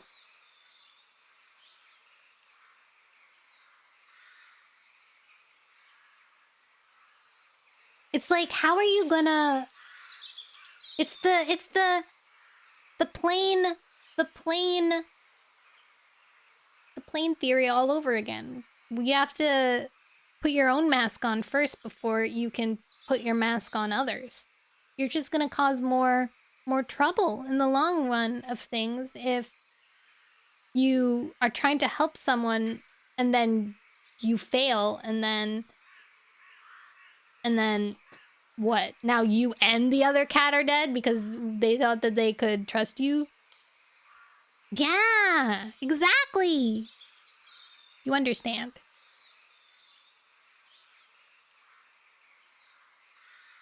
I'm going into Surin's stream because I want to know what she's playing. Oh, it's just her feet. She says she's playing retro. And it's just her upside down. With her feet in the air. Silly, silly goose. Some people are into that, I suppose. Yeah, that's why she has it as a toggle. Wow, wow, wow, wow, wow, wow, wow. Ah, oops, sorry. I hit my mic. Okay, should I stop for now or should I keep going? My eyes kind of hurt and my throat is kind of weird. Let me see how many... Then... Wait, where did I go? Okay. Chapter 14. Your voice is getting more raspy. It is getting more raspy. Chapter 14. See how many chapters are there, actually? There are 24 chapters. So we're 10 chapters away from the end. We can finish that in 2 more streams, right? Right?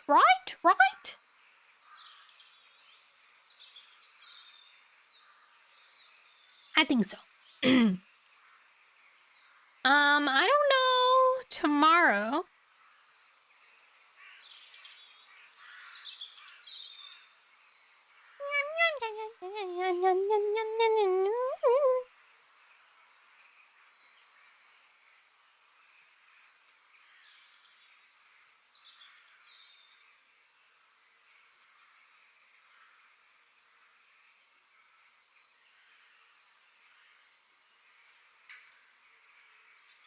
With the medicine, you could probably do it in 1. True, I could if I conquered it. If I push through. Okay. I don't think that me, Dun, and Seren are gonna be doing anything tomorrow. Usually that's our gaming day. And last week we played gambling. Can you believe it's been a week since then? Jesus. Jeez Louise. We're going to if we're not gonna do anything, then we're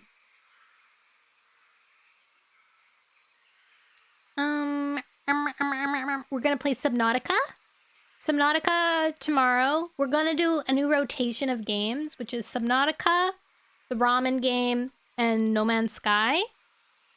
No Man's Sky will always be open for anybody to join and play with me while we conquer this world. I'm really excited. I want to find a really cute world and like get a pet and like make like a kawaii like cutieful planet. That's my dream. You think you can like I feel like the best way is to find like different planets that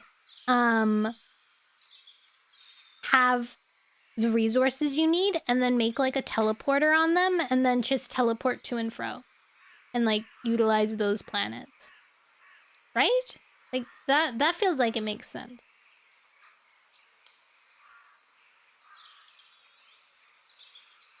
Warlock, did you play? I saw you play Deadlock. I finally remembered to invite you. Friday when you get one. TP. Oh. I'd have played a few hours. Any of the planets you said? Oh, nice. Okay, so when you get one. Okay, so I need that writer first. All right. Wait. Excerpt from the next book is called Thunder and Shadow. Dang, so something's going on with Shadow Clan and Thunder Clan, clearly. Finding a good system is easier to go between. Ooh. I guess we'll find out.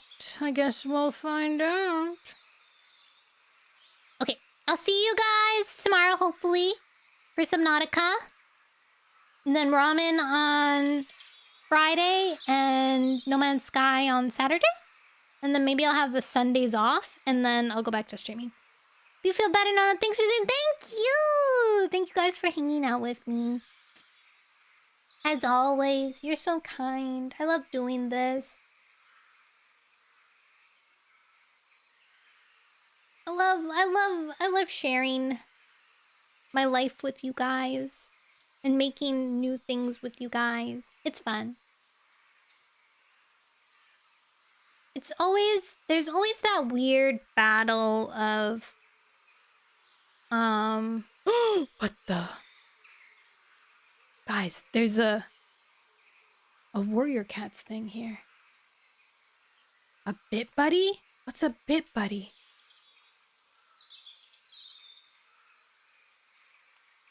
I want him.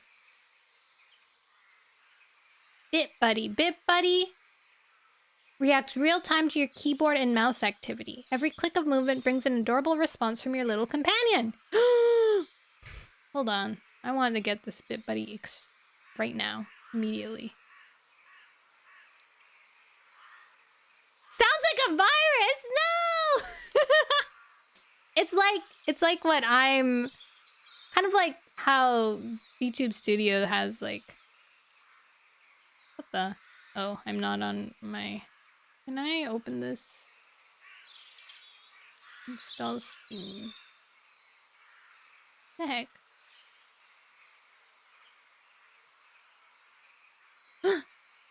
My Hero Ultra Rumble! It, buddy. Okay. Stream's not over yet. Watch me set this up real time. Maybe I can... I wonder if I can... figure out how to do this, like...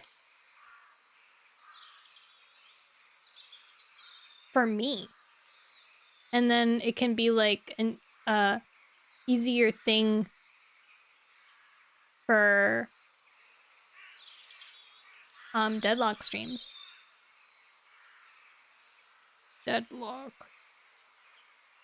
Your game is ready to play. Play. Now, how do I get fire? Oh, he's here. Whoa. Okay. Game. Where's game? Game capture. Where's game capture?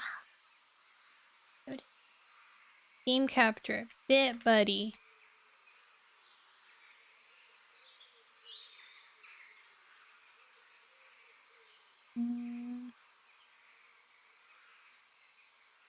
Allow transparency. Here he is!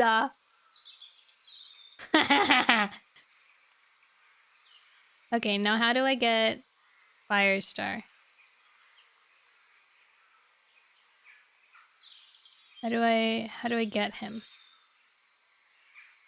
Workshop? Team? Loaded mods. Open workshop.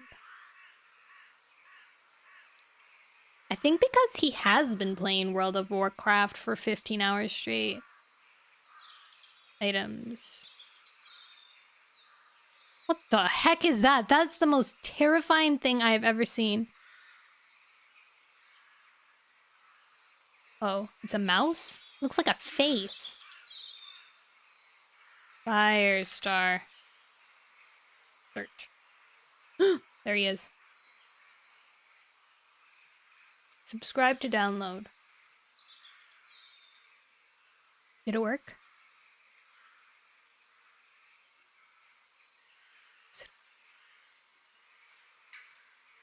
Create a lobby?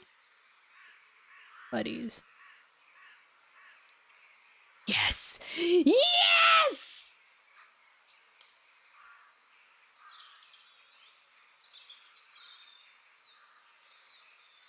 We have Firestar. He's here. He's gaming with me. Wow, guys. Now this. Wait, there's an editor? Can I make myself? Dress up. Handbook. Buddy. Wish pool. Whoa.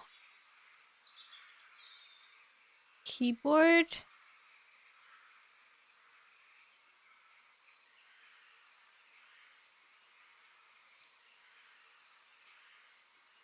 Wow. Why does it... Oh.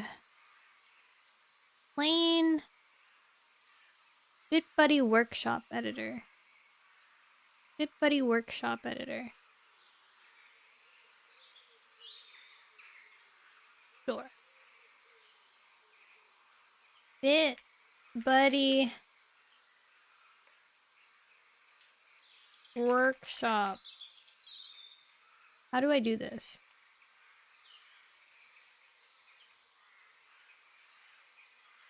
I want to make a me. I'm online. BitBuddies. Mouse. Got a new mouse. Ooh. Hoggers. Hats. Can I give him a hat? Bet I can. Locked items. What are these? Oh, my wish pool. Oh.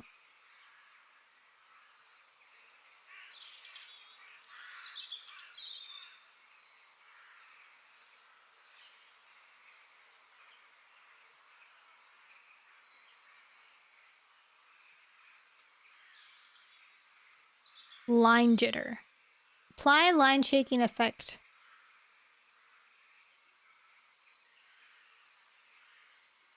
Oh my god. He's trembling. He's trembling. He's trembling. He's trembling. He's trembling. He's trembling.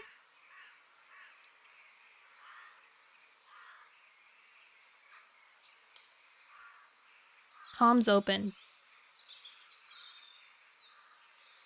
Let's see if I can hire this person to commission. Jingle Pause. Bit Buddy Avatar! Oh my god, this is it. This is it. This is it. This is it. This is it. This is it. This is it.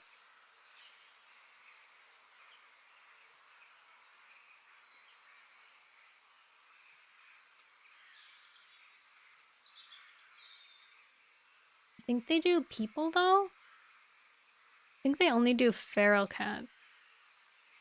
I can make Snicklefrit.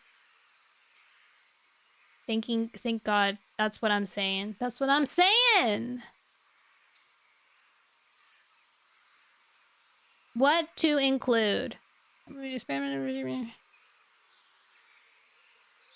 Simple design. Accessories. Neckwear.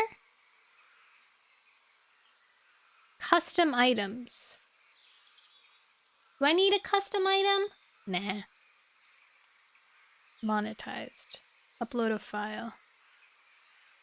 2K gold chain. Schnickelfritz, where are you? Where's my Schnickelfritz? There is him! Schnickelfritz. Schnickelfritz, Schnickelfritz. Schnickelfritz. Save.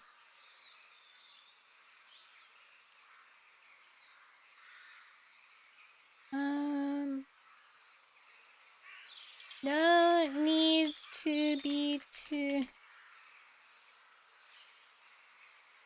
I'll go, if you need... I'll do face headwear. I'm not sure if the clothes on him pose jewelry on him.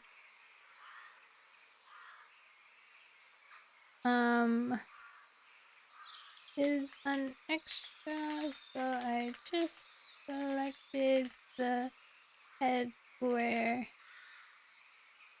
The face headwear option. Oh, did you see me start wiggling like crazy?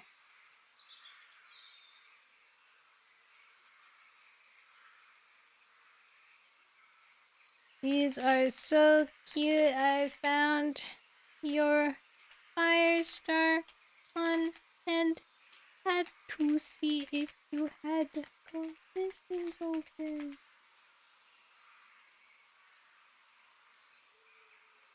Now this is good stuff.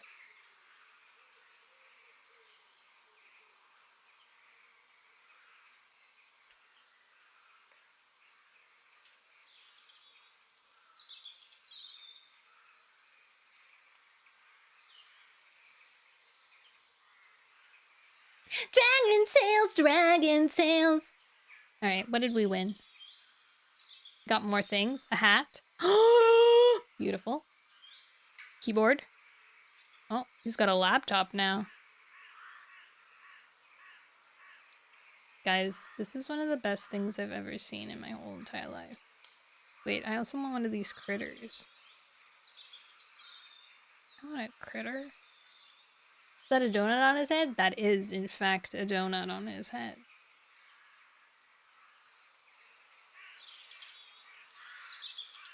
I love this person. I'm following them. They get me. They get me personally. Alright. We now have Firestar as our good little bit buddy friend. And eventually we will have Snicklefritz as well. Isn't that wonderful? I think today something beautiful happened. Whoa. Someone just squeaked in the other room.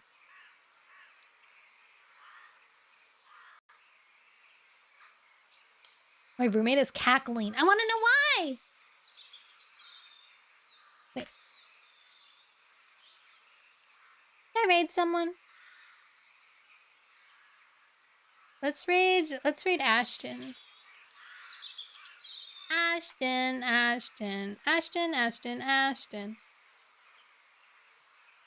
I don't know if she's gonna let me. Is your necklace gonna be Firestar?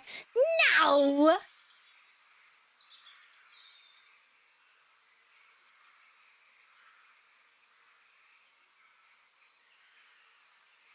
Firestar's just my best friend right here. Goodbye! Goodbye! I'm gonna do the dishes and then I'm gonna eat my sandwich, I think. Say hi to, this arm. Look at how it squishes! Oh my god, this is so funny.